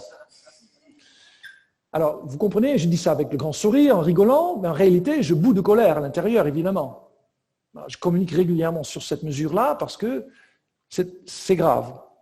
Alors, et bien voilà, ici, la preuve que cette mesure n'a pas toute sa pertinence, parce que ce sticker, et il est juste là, c'est pas ce sticker qui va sauver les garçons. Parce que le bus qui va tourner, vous le voyez bien, ça marche pas. Mais il y a peut-être quelqu'un qui va être dit, Stein, il faut quand même qu'on soit positif, c'est que pour quelques poids lourds. Mais en général, les voitures, c'est juste des voitures qui passent, donc ça va. Attention. Voici ce qui s'est passé en 40 ans d'industrie automobile. La voiture a tellement gonflé, voilà, elle a pris 40% de son poids et de son volume, on ne voit plus rien de ces engins. Les VUS, les voitures utilitaires sportives, on ne voit plus rien. D'ailleurs, voitures utilitaires sportives, en France, on appelle ça les SUV, sans utilité véritable. Voilà 2 photos que j'ai prises sur une balade de vélo. C'est mon vélo à moi, un vélo hollandais, et ce n'est pas du Photoshop. Ça, c'est juste, je l'ai mis devant une voiture ancienne et une voiture actuelle. Voilà, mon vélo a rétréci jusqu'à devenir une miette. Voilà, c'est la réalité. Donc c'est pour ça qu'aujourd'hui, on a des problèmes d'insécurité routière. Cet enfant-là est invisible. Et vous pouvez même mettre toute une classe d'enfants devant cette voiture, le propriétaire ne les verra pas. Cette petite fille n'a aucune chance de survivre si, par mégarde, ce véhicule avancerait d'1 mètre. La personne dedans ne se rendrait même pas compte qu'il va l'écraser. Et c'est tout ça que nous permettons dans notre espace public. Voilà. Tout à l'heure, j'ai fait une balade, j'ai même eu peur, il y a une voiture qui passait devant moi, je crois que son capot m'arrivait ici sur le nez. Oh, ça c'est quelque chose qu'on ne voit pas en Europe, quasiment pas. Eh bien, le résultat, l'impact sur la sécurité ou l'insécurité routière est gigantesque parce que depuis le décollage de ces ventes de VUS, le nombre de morts, notamment aux États-Unis, ça a explosé en Amérique du Nord. Voilà, si on laisse ce genre d'engin envahir ce qui est après tout notre 2e salon, parce que dehors c'est notre 2e salon, on est ici entre nous, mais tout à l'heure dans notre 2e salon, en fait on crée un monde extrêmement hostile, parce que déjà on enveloppe les humains dans un espace clos, donc on les rend invisibles l'un l'autre, voilà, on n'est plus ensemble, et en plus on les rend dangereux l'un pour l'autre. Voilà la réalité dans laquelle nous sommes. C'est pour ça que je considère que admettre ce type de véhicule dans nos villes, c'est une déclaration au principe même de la ville. Parce que le principe de la ville, c'est de se voir, c'est de pouvoir interagir, c'est de ne pas avoir à craindre l'un l'autre. Et ça explose. Vous dites, ah, mais c'est un truc d'extrémiste, là, ce que vous dites, ça va beaucoup trop loin. Non, parce que regardez, la taille des chars, et d'ailleurs, vous les appelez, même les chars, voilà, ici, les chars, je dis, ils ont la même taille, voire plus grand que les chars qu'on utilisait dans la Seconde Guerre mondiale pour attaquer l'adversaire. Voilà. Il reste combien? C'est à ton choix. Alors, 60 minutes. Alors, dans ces cas-là, si je dois faire un choix, mais voilà, pour les carrefours, rajouter des îlots, et voilà, je l'avais fait pour vous, mais quand je le montre, aux Pays-Bas, ce carrefour que vous protégez pour vos cyclistes, parce que je traite là le problème que j'avais montré, ça ressemble à ça. C'est-à-dire que les carrefours aux Pays-Bas sont traités pour devenir totalement enfants compatibles. Voilà, ça ressemble à ça. À gauche, vous avez le carrefour habituel, où le vélo qui vient de la gauche et qui veut tourner à gauche ensuite, il est obligé de rester au milieu du carrefour. Voilà, plus personne n'ose faire ça. À droite, il va passer son chemin sur le chemin orange, ou rouge en réalité, et il va rester complètement en sécurité. Et si vous faites ça, voilà à quoi ça ressemble en France. Voilà, ils sont en train de faire ça dans une ville au nord de la France. Moi, j'espère que désormais, quand vous voyez un carrefour comme en haut à droite, que vous verrez tout de suite ce qui manque, que votre regard aura changé, que vous verrez tout de suite l'îlot qui manque et qui va obliger cette voiture à faire le tour du vélo qui a pris cette photo. Parce qu'en fait, vous voyez en bas de cette photo le guidon. C'est ça que je voudrais que vous voyiez pour que vous le demandiez ensuite, que les pour que les carrefours soient traités comme ça, pour que ce genre de carrefour ne soit plus une réalité en Amérique du Nord et nulle part dans le monde, mais qu'on fait exactement comme avec les œufs, c'est-à-dire on va coller un label dessus qui dit « Carrefour qui préserve les poussins à vélo ». C'est-à-dire enfants compatibles. Alors, je vais faire un choix. Oui, j'avais quand même bâti une histoire, mais qui prend un certain temps. Voilà, vous pouvez seulement voilà, ici, c'est une photo que je voudrais montrer avec vous parce que je ne parle pas que des vélos. C'est pas que moi, ce qui m'intéresse, c'est l'injustice. Et c'est le fait qu'on subisse des choses qui concernent notre bien-être. Et quand on voit ça c'est à 150 mètres de chez moi, 200 mètres de chez moi, et c'est un trottoir donc français. Et les trottoirs, moi je dis toujours, les trottoirs en France ne sont pas faits pour les piétons, mais pour les voitures. Parce que en France, on construit les bateaux. Vous savez, vous avez un portail pour que la voiture puisse sortir et on crée un bateau. Ça a la forme d'un bateau, un trapèze, et ça fait un trou dans le trottoir pour aider la voiture à traverser le trottoir, comme si la voiture avait besoin de traverser le trottoir, alors que pas du tout.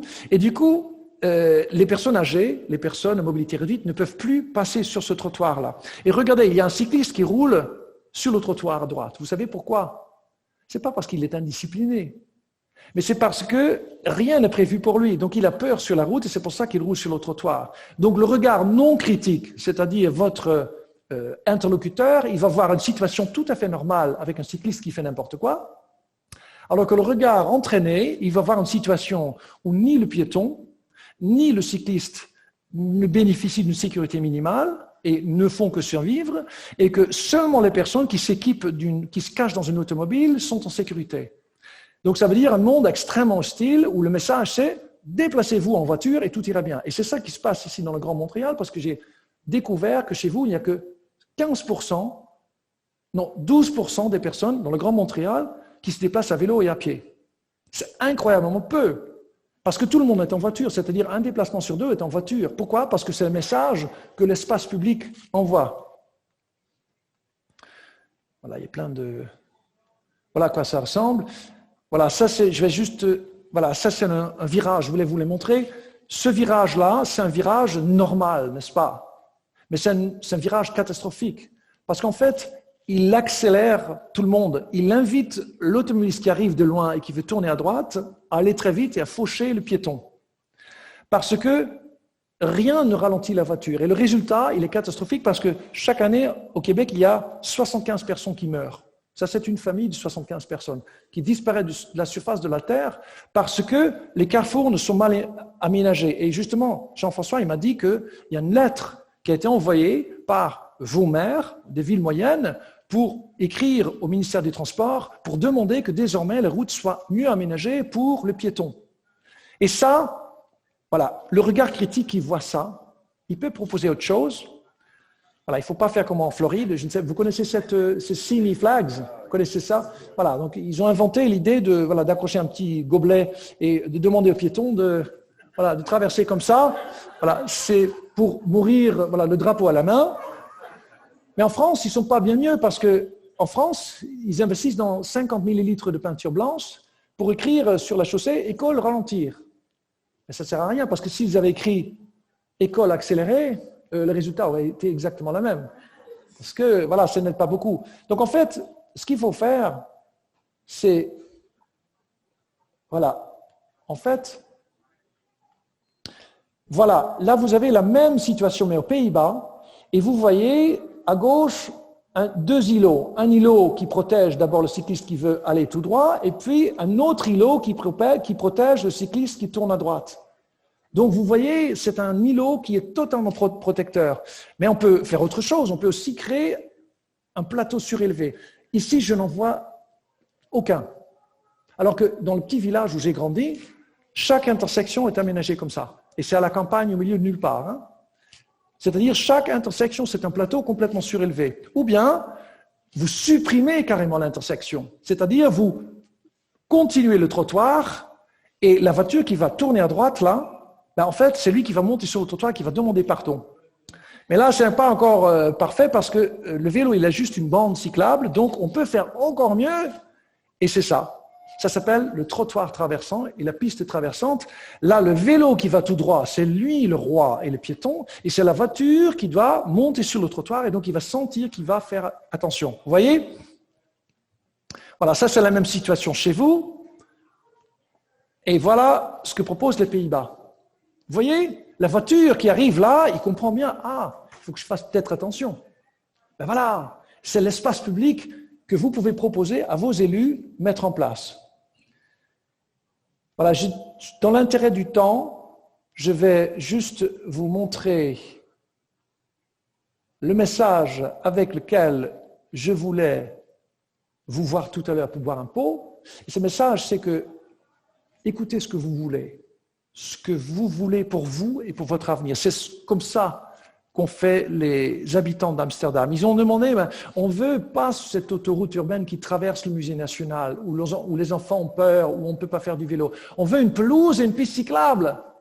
Et comme il n'y avait personne qui leur disait, vous ne pouvez pas, parce que si vous faites ça, vous allez tuer le commerce et plus personne ne va pouvoir se garer et ça va être la catastrophe. Comme personne ne leur disait ça, ils l'ont fait.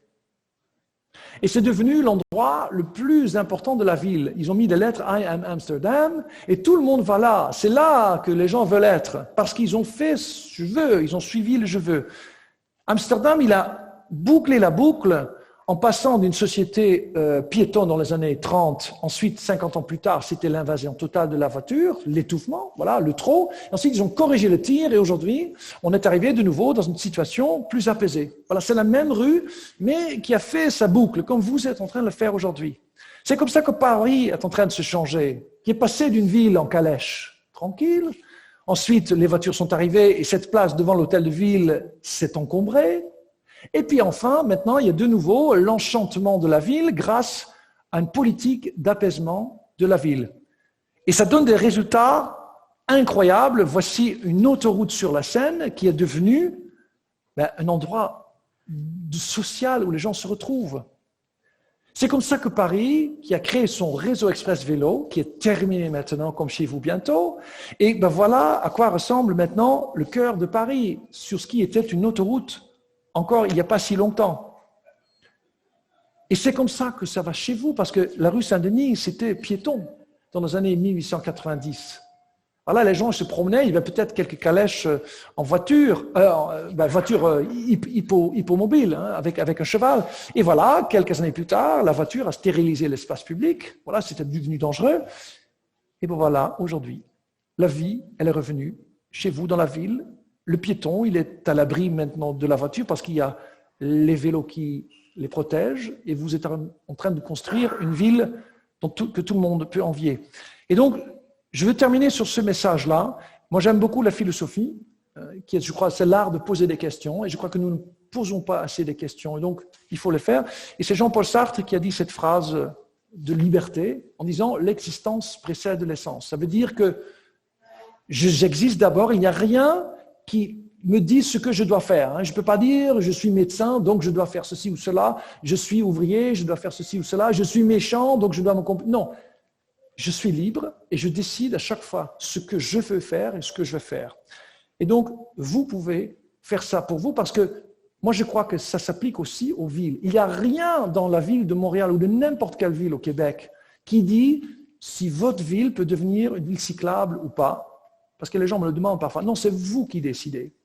Mais à une condition, que vous mettez et vous écoutez ce que vous voulez et que vous mettez ensuite le je veux avant le je peux, plutôt que l'inverse. Et si vous faites ça, eh bien, vous allez transformer vos villes en villes apaisées et cyclables. Merci pour votre attention.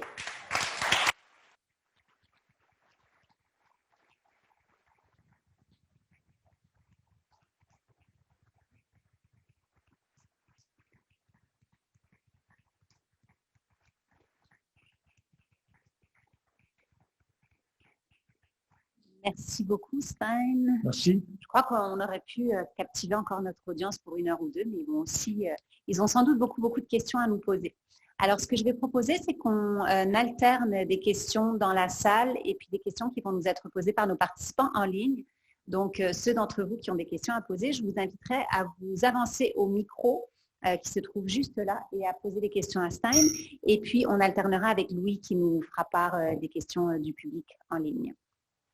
Stéphane, à toi. Bonjour, merci Magali. Merci à Vélo-Québec pour avoir organisé une soirée comme celle-ci.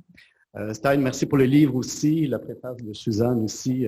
J'ai vraiment, à travers le livre, ça a été vraiment éclairant. Peut-être 3 commentaires par rapport à votre présentation. J'en ai 3 que j'ai retenus. Parce qu'on dit souvent c'est un auto qui écrase un piéton ou un cycliste, mais non, c'est un automobiliste, bien sûr. Moi, je suis venu en vélo à assistance électrique. Comme vous savez, la vitesse maximum est de 32 km/h pour les vélos. Donc, moi, j'ai eu 16 km à faire, à franchir, ça m'a pris 30 minutes. Donc, c'est vraiment efficace. Je pense que dans vos statistiques, c'est plus 25 km/h. Je pense que la vitesse... Oui, c'est la vitesse en Europe, oui. C'est ça, ouais. 3 questions. Dans les années 70 à Montréal, on a eu un organisme qui s'appelait Le Monde à la bicyclette. Ouais. On a fait des die-in, on a fait beaucoup de manifestations à ce moment-là. Selon vous, et puis je vous en tiens pas rigueur, vous pouvez vous tromper, lancer vos réponses comme vous pensez, mais comment ça se fait qu'on est dans le Grand Montréal? Au fait, c'est pas 12% le port modal, c'est 1,8% dans le Grand Montréal. Mais à Montréal, dans les zones centraux, là, c'est plus 12%. Oui. Effectivement. Mais comment ça se fait qu'on est toujours à une question. part modale beaucoup inférieure? Pourtant, on a des organismes comme le Vélo Fantôme, on a eu, tu sais... Je vais vous répondre parce que c'est une question excellente et très d'actualité. En Amérique, peut-être. Oui, vous aviez... Oui. Je vous réponds. Alors, déjà, il y a une exposition sur ce qu'a fait le monde à bicyclette. D'ailleurs, il y a Jacques Desjardins avec nous. J'imagine que vous le connaissez tous. Voilà, il est là. Il faisait partie de cette aventure. Et donc, c'est avec Jacques que nous allons vivre cette histoire extraordinaire qui est votre début aussi de votre contestation, qui était la même que dans les années 70 aux Pays-Bas et qui renforce votre question. Pourquoi cette contestation, qui était très créative en plus, n'a pas donné le même résultat? On en a parlé avec Jacques au lancement de mon livre lors d'un événement et on est arrivé à la conclusion, entre autres, mais tu me corrigeras, Jacques, c'est que j'ai appelé le rêve américain. Et d'ailleurs, je l'ai appelé parce que dans notre conversation, c'est toi qui m'avais parlé du rêve américain.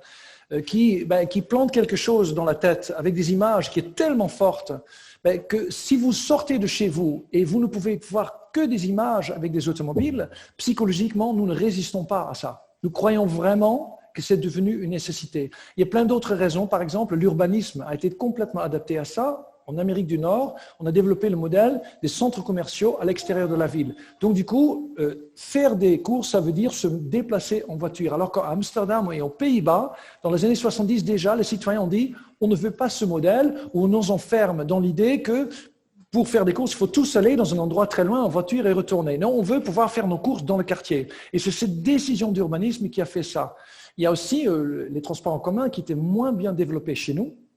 Mais c'est surtout l'industrie automobile qu'on n'a pas aux Pays-Bas. En France, il y a aussi une industrie automobile très forte et qui a tellement d'argent. Par exemple, le budget publicitaire de l'industrie automobile est de 4,5 milliards d'euros en France, alors que le chiffre total de l'industrie du vélo, c'est 3,5 milliards d'euros. Donc en fait, quand vous achetez une voiture en France, ici, c'est à peu près, ça va sans doute être pareil. Vous payez 1 500 € juste pour financer les pubs qu'on a fait pour vous vendre la voiture, pour vous dire c'est bien d'acheter la voiture. Donc, ça sont des machines qui sont tellement fortes, qui emploient des armées de lobbyistes qui vont voir directement les parlementaires pour faire voter, pour éviter que la loi ne fasse quelque chose en faveur du vélo. Voilà, ça c'est des raisons qui sont très très fortes. Après, il y a aussi des raisons culturelles. Les Néerlandais sont très attachés à leur espace public. Mais je crois que vous avez cette culture aussi parce que je vois beaucoup d'art sur vos murs, par exemple. Donc voilà, il y a aussi cette culture qui joue. Il y a d'autres raisons, mais en tout cas, c'est pas la culture. C'est pas comment dire l'argent, c'est vraiment ces raisons d'urbanisme. Voilà, j'en ai une dizaine environ, mais je m'arrête là pour donner la place à d'autres questions. Merci beaucoup. Merci.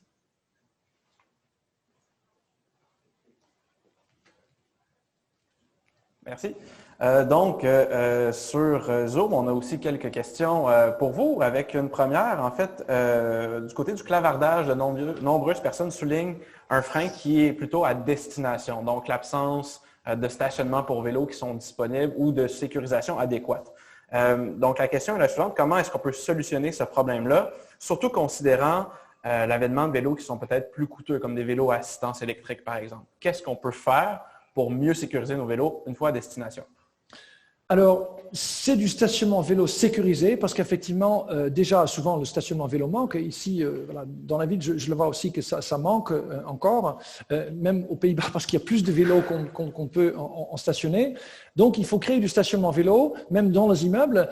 Il y a par exemple les règles d'urbanisme qui en France, depuis 2012, oblige chaque construction de bâtiment doit comporter un local à vélo. Aux Pays-Bas, c'est aussi pour les maisons individuelles. Donc, il est impossible de construire une maison individuelle aux Pays-Bas sans local à vélo. Donc, ça, c'est des règles à mettre en place.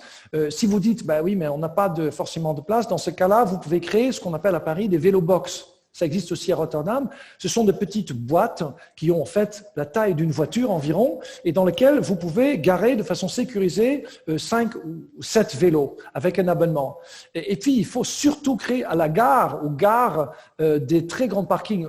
Aux Pays-Bas, il y a des gares pour les vélos de 12 500 vélos. À Utrecht, il vient d'ouvrir un garage à vélo moderne de 3 étages souterrain qui a coûté 30 millions d'euros, qui emploie 40 personnes H24 pour faire fonctionner cet équipement parce que le stationnement, c'est pour ça que cette question est si importante, c'est une question clé effectivement pour le développement du vélo.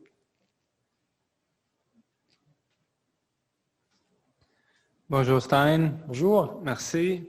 Belle présentation. Ma question, c'est quoi ton opinion sur l'importance des vélos partagés? Je donne le contexte. À Montréal, on a les Bixi, c'est ce qu'on les appelle, puis j'estime qu'un voyage sur 5 est probablement fait en Bixi. Donc, c'est quoi ton opinion sur cette clé dans tout le concept de plus de vélos? Il est très important pour plusieurs raisons. Déjà, ça répond à ce souci qu'on vient d'évoquer parce que j'ai donné la réponse. Qu'est-ce qu'il faut faire pour le stationnement vélo? Il faut créer du stationnement vélo. Oui, mais ça ne va pas se faire du jour au lendemain. Le Bixi est une solution entre-temps. Parce que le Bixi, vous le remettez dans une borne et vous êtes sécurisé. Donc, vous évacuez le problème du stationnement. Deuxième raison pour laquelle le Bixi est très important, c'est que ça permet d'essayer. Parce que souvent, les gens, en fait, ils voudraient bien, ils sont capables de découvrir le vélo, mais il faut l'occasion. Et on ne va pas juste acheter un vélo pour essayer. Donc, pour faire cette démarche-là, il faut quand même être tenté. Et le Bixi, c'est quand même des vélos qui sont là.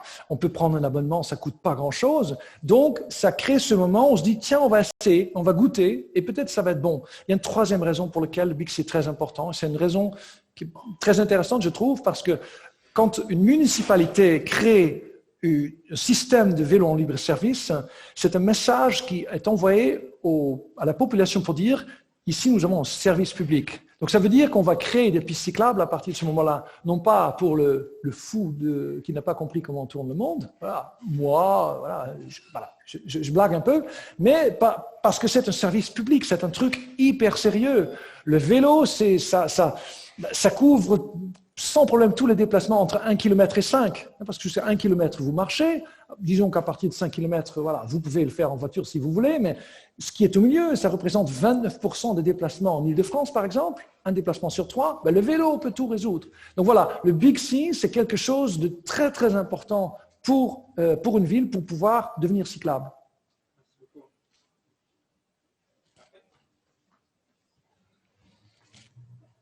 Donc, j'enchaîne avec une nouvelle question du web.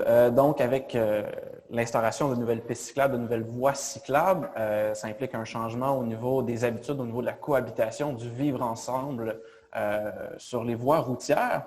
On souligne par exemple des exemples où à ce moment-là, le travail avec les éboueurs, les automobilistes, la cohabitation peut être plus difficile. Qu'est-ce qu'on peut penser de ça? Quelles sont les pistes pour, ici et ailleurs, pour améliorer ou accompagner ce changement-là dans le vivre ensemble sur les voies routières? Alors, deux choses. quand vous avez Non, je vais le dire autrement. La société cyclable, c'est le résultat d'une recette. Et la recette, elle est écrite dans un livre, et moi je vous en suggère un, c'est le guide des aménagements cyclables de Paris-Ancel. Voilà. Cherchez-le, il est sur Internet, gratuit. Le guide des aménagements cyclables de Paris-Ancel, c'est une association parisienne qui a écrit en 144 pages comment les Néerlandais ils ont créé la société cyclable. Si tu mets ça en place, tu crées des situations où le partage se fait parfaitement, soit parce que sur une route avec beaucoup de trafic et où les voitures roulent vite, les pistes sont séparées, donc après on s'en fout des voitures parce qu'on est sur une piste cyclable, le réseau express vélo est de ce type-là, et c'est très bien, et ça fonctionne. Et parfois, on a des petites rues où en fait, on a très peu de voitures, et où les voitures roulent pas vite, par exemple, jusqu'à 30 km/h. Et là, on peut envisager de mélanger les vélos et les voitures, parce que le trafic voiture est suffisamment faible pour que la personne sur un vélo a peur. En fait, on appelle ça la séparation vélo-voiture dans le temps. Parce qu'avec une piste cyclable, on sépare en fait les vélos et les voitures dans l'espace par une piste cyclable et puis la route. Et en fait, quand on diminue le nombre de voitures qui passent, par exemple en coupant le transit, en disant aux voitures, pour transiter vers la ville, il faut les contourner. Et du coup, vous asséchez un peu ce trafic de transit. Et du coup, la route devient suffisamment calme pour que le partage puisse se faire. Et j'ai vu la rue de Lutte, par exemple, aujourd'hui, à Montréal, qui est très intéressante, parce que c'est une rue avec un revêtement plus apaisé, avec des briques, par exemple. Donc, du coup, vous avez l'impression de ne plus être sur l'autoroute, comme souvent. Et du coup, ça crée une ambiance qui se prête beaucoup plus à ce fameux partage, qui peut se faire uniquement dans certaines conditions qui sont décrites dans ce guide-là, et parce que sinon, ça ne marche pas.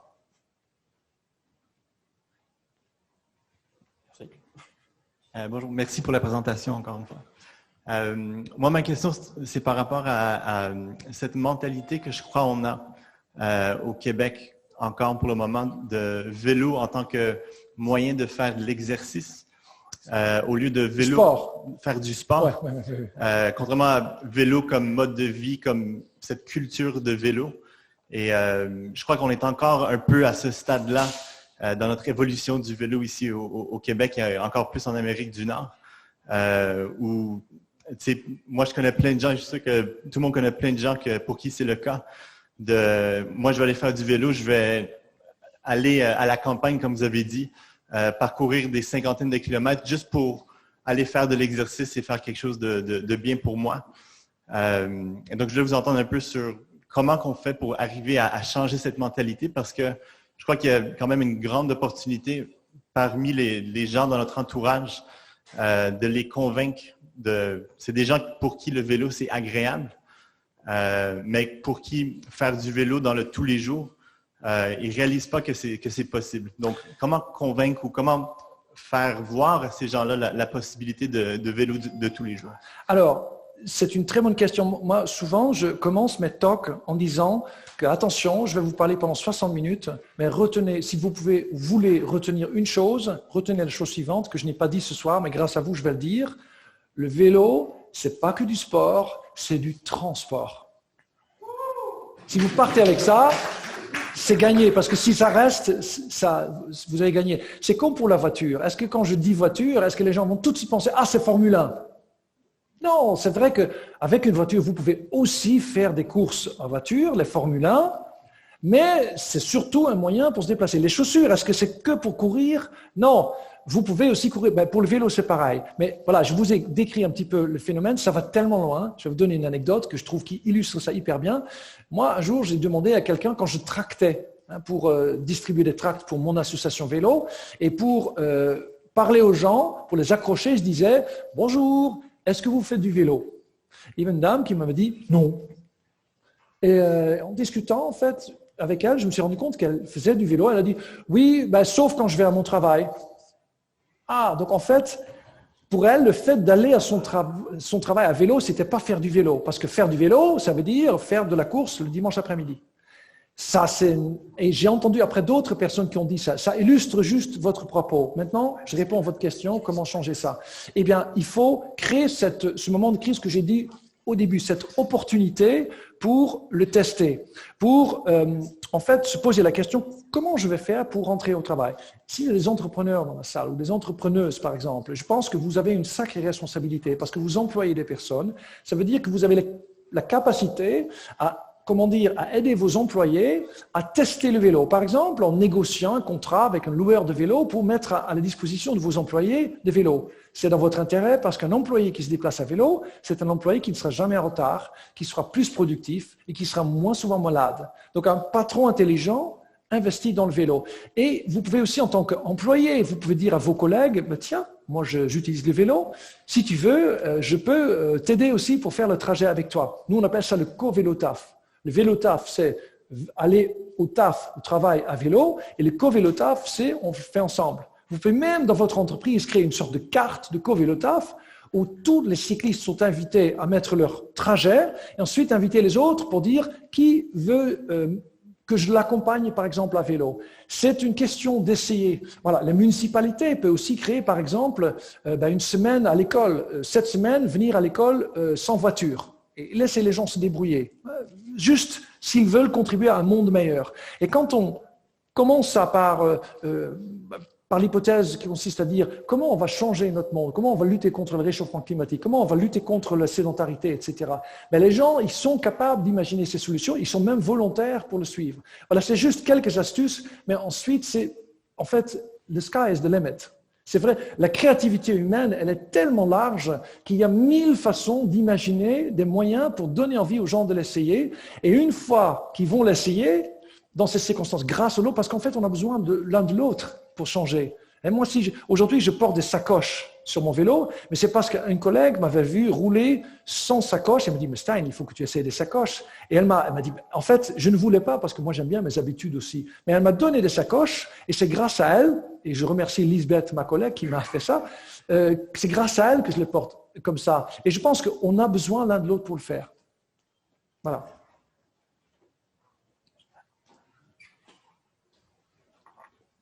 J'enchaîne encore une fois sur Zoom.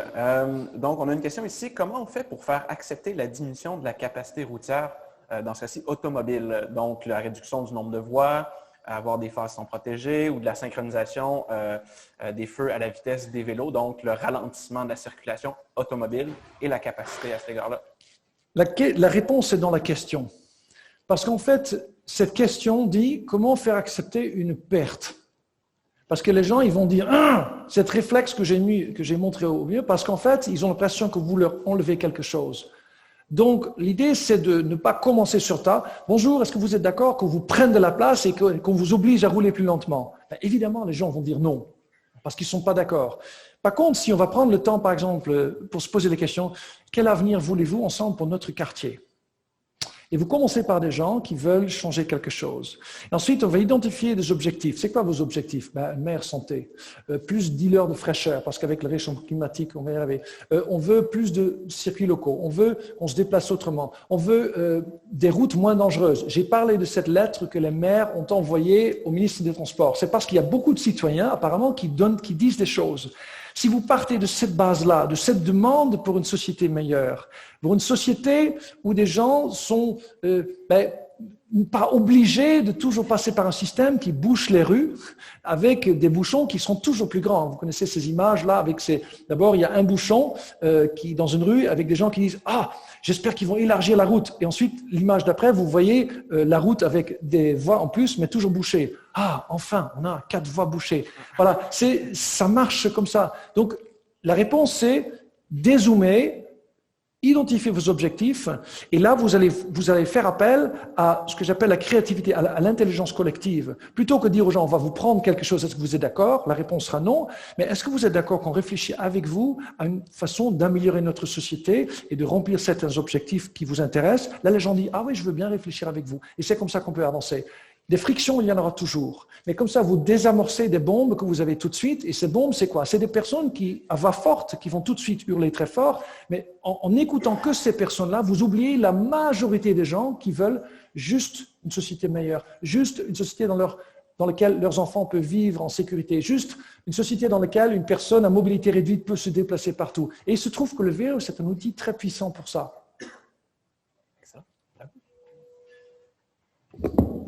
Bonsoir, je m'appelle Julien. Jean-François. J'ai lu le livre, merci beaucoup, c'est très passionnant. Merci. Ma question est un peu double. Je remarque dans les rues de Montréal, mais dans plusieurs rues de plusieurs métropoles, il y a une multiplication des moyens de transport. Puis, mettons, s'il y a des bornes de recharge rapide, souvent ça va venir en conflit parce que ça va utiliser du stationnement qui est un peu plus permanent pour des chars qui vont rester là plus longtemps. Après ça, on va mettre de plus en plus des voies rapides pour bus, qui va faire en sorte que ça va devenir plus dangereux pour les vélos. Ça, c'est un peu la première partie de la question. C'est comment on concilie tous les moyens de transport? Parce que je sais qu'Amsterdam a réussi, puis c'est plus diversifié. Puis ma deuxième partie, c'est aussi comment on fait pour implanter certaines pistes cyclables, parce que je sais que les coronapistes ou les VAS ont vraiment fonctionné. Plusieurs d'entre nous auraient aimé que ça reste, mais souvent la ville va dire non, on veut mieux faire, on veut faire des choses plus permanentes, puis ça prend du temps. Est-ce que ça vaut mieux de prendre le temps de bien faire ou de juste faire plus brouillon, puis après ça, de naviguer avec ça pour après ça peut-être les refaire? Ça fait 5 questions en une. Donc, et ça, j'adore, vous êtes gourmand. Et ça, c'est vraiment rien que ça. Ça veut dire que vous avez envie de liser le guide de Paris en Selle qui va vous répondre à beaucoup de questions. Donc, je vais faire bref parce que on aura une discussion là-dessus plus tard. Moi, je propose ça. Par rapport aux bornes électriques, voilà, je propose un problème. Je vois un problème avec des bornes électriques parce qu'effectivement, on est face à une période d'intensification de l'électrification.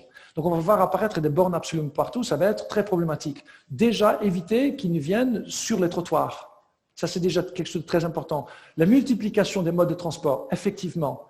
Si quelque chose est important, ce n'est de ne pas que parler du vélo, mais justement de parler de ça, la multiplication des modes de transport. Parce que la recette pour la ville durable, pour la ville qui ne s'étouffe pas à cause d'un nombre trop grand d'usagers en un espace trop petit, c'est une ville où on utilise plein de façons de se déplacer. Donc, avec toujours la même pyramide, plutôt que de mettre la voiture au-dessus et ensuite les autres qui se débrouillent avec les miettes qui restent, la situation d'aujourd'hui, on fait l'inverse.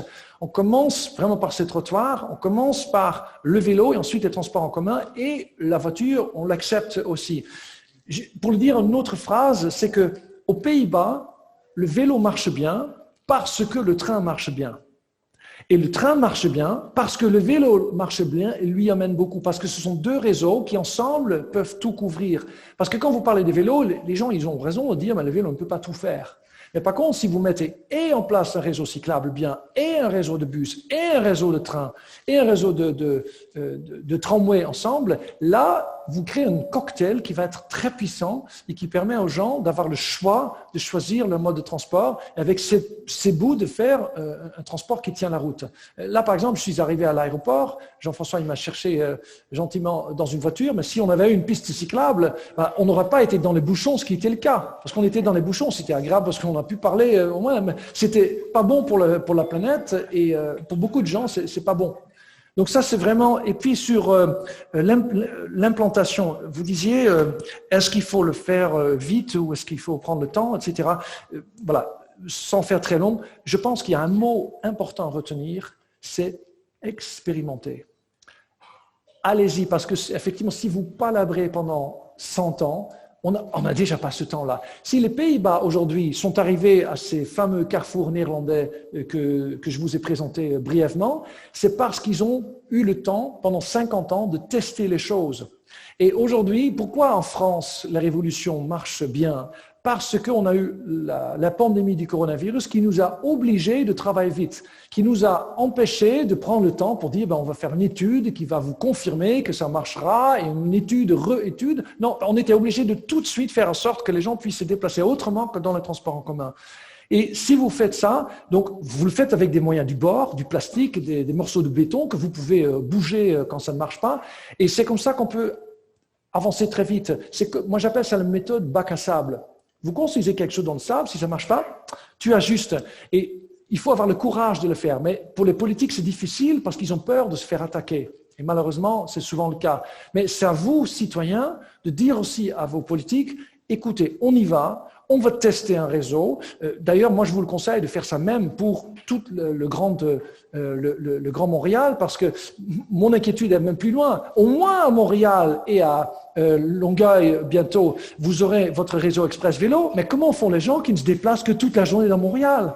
Moi, j'habite en dehors de Paris, je travaille dans Paris. Donc, le réseau Express Vélo de Paris, c'est bien gentil. Mais moi, j'ai besoin des pistes entre les villes. Donc, moi, je vous propose d'élargir de beaucoup votre pensée et de prendre le Grand Montréal, de coller une proposition réseau Express Vélo là-dessus, et ensuite de négocier avec tous les maires et toutes les mairesses pour que ça marche et de faire ça sur une base test.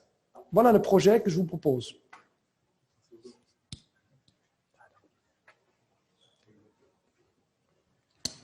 Ouais, oui, j'enchaîne. On m'indique que ça devra être la dernière question, mais il sera possible de discuter avec vous, j'imagine. Et pour les gens en virtuel, bien sûr. Ils pourront lire votre livre. Je termine avec cette question parce que je trouve que ça mène bien vers une ouverture puis un propos qui a suivi tout votre discours. Donc, à titre de simple citoyenne, quel est le levier qui est le plus puissant qu'on peut activer pour faire changer les choses? Le levier le plus puissant? Voilà. Ah, c'est une très, très belle question. Ah, c'est une question qui est vraiment très, très forte. Quel est le levier? En fait, ça devient très personnel. C'est pour ça que j'aime cette question. J'aime toutes les questions, parce que toutes les questions ont leur importance, mais parce que justement, elles parlent de qu'est-ce qui me meut.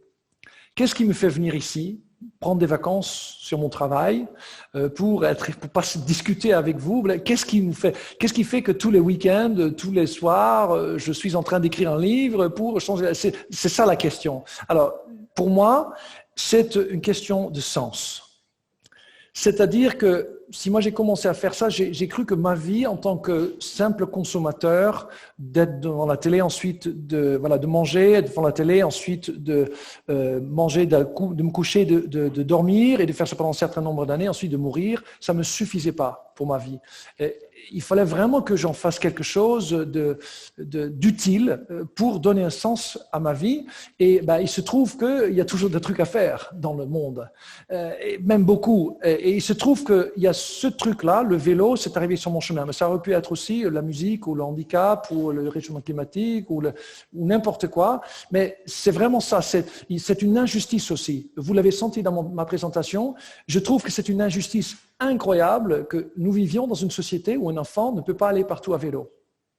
Cette phrase-là, elle est insupportable pour moi. Mais je ne suis pas fou et en dire « Ah, c'est pas possible !» Non, je sais que le monde est parce qu'il est, parce qu'il y a eu une histoire derrière, et donc je vais travailler, plutôt que de pleurer et de créer, et de devenir, etc., je vais travailler dessus, et en fait, il y a une autre raison derrière, parce que c'est vachement sympa, parce que je passe un super moment ici, pour moi c'est des moments d'amitié, voilà, je découvre des gens, je découvre la richesse de l'être humain, extraordinaire quand il est confronté à des défis et quand il doit inventer des solutions. Les moments que je vis ici sont tous inoubliables. Et même à Paris, pareillement, c'est comme ça qu'on arrive à découvrir la société. C'est une vie supplémentaire que l'on découvre. Et voilà, je vous décris un peu en quelques mots ce qui me meut pour faire ça. Et merci pour la question. Alors, merci d'avoir si généreusement répondu aux questions. J'imagine qu'il y en avait peut-être d'autres, mais on ne pourra pas épuiser les sujets ce soir. Je voulais vous rappeler que le Festival Go Vélo Montréal ne fait que commencer. Il se poursuit cette fin de semaine. Dès demain soir, c'est le Tour la nuit. Donc 22 km de rues ouvertes au vélo qui traverseront 4 arrondissements. Et dimanche, nous espérons que vous serez des nôtres pour le Tour de Lille, un beau 36 km dans 7 arrondissements avec une formule avec plusieurs points d'entrée possibles. C'est un petit peu l'hybride entre notre version traditionnelle et notre version pandémique. Alors, on sera plusieurs milliers dans les rues à vélo. Si vous ne l'avez pas encore vécu, soyez des nôtres. Je vous encourage aussi, pour ceux qui sont ici, désolé pour ceux qui sont en mode virtuel, à demeurer. On va prendre quelques minutes pour réorganiser la salle. Parce qu'on a un cocktail prévu. On sait que vous êtes plusieurs à vouloir peut-être poursuivre la conversation avec Stein. Donc, s'il vous plaît, laissez-nous juste le temps de réorganiser la salle. On vous amène à boire, on vous amène à manger et on va pouvoir terminer la soirée de belle façon. Je rappelle également que les livres de Stein sont en vente et je suis sûre qu'il se fera un plaisir de les dédicacer si vous le demandez gentiment. Merci tout le monde. Bonne soirée. Merci.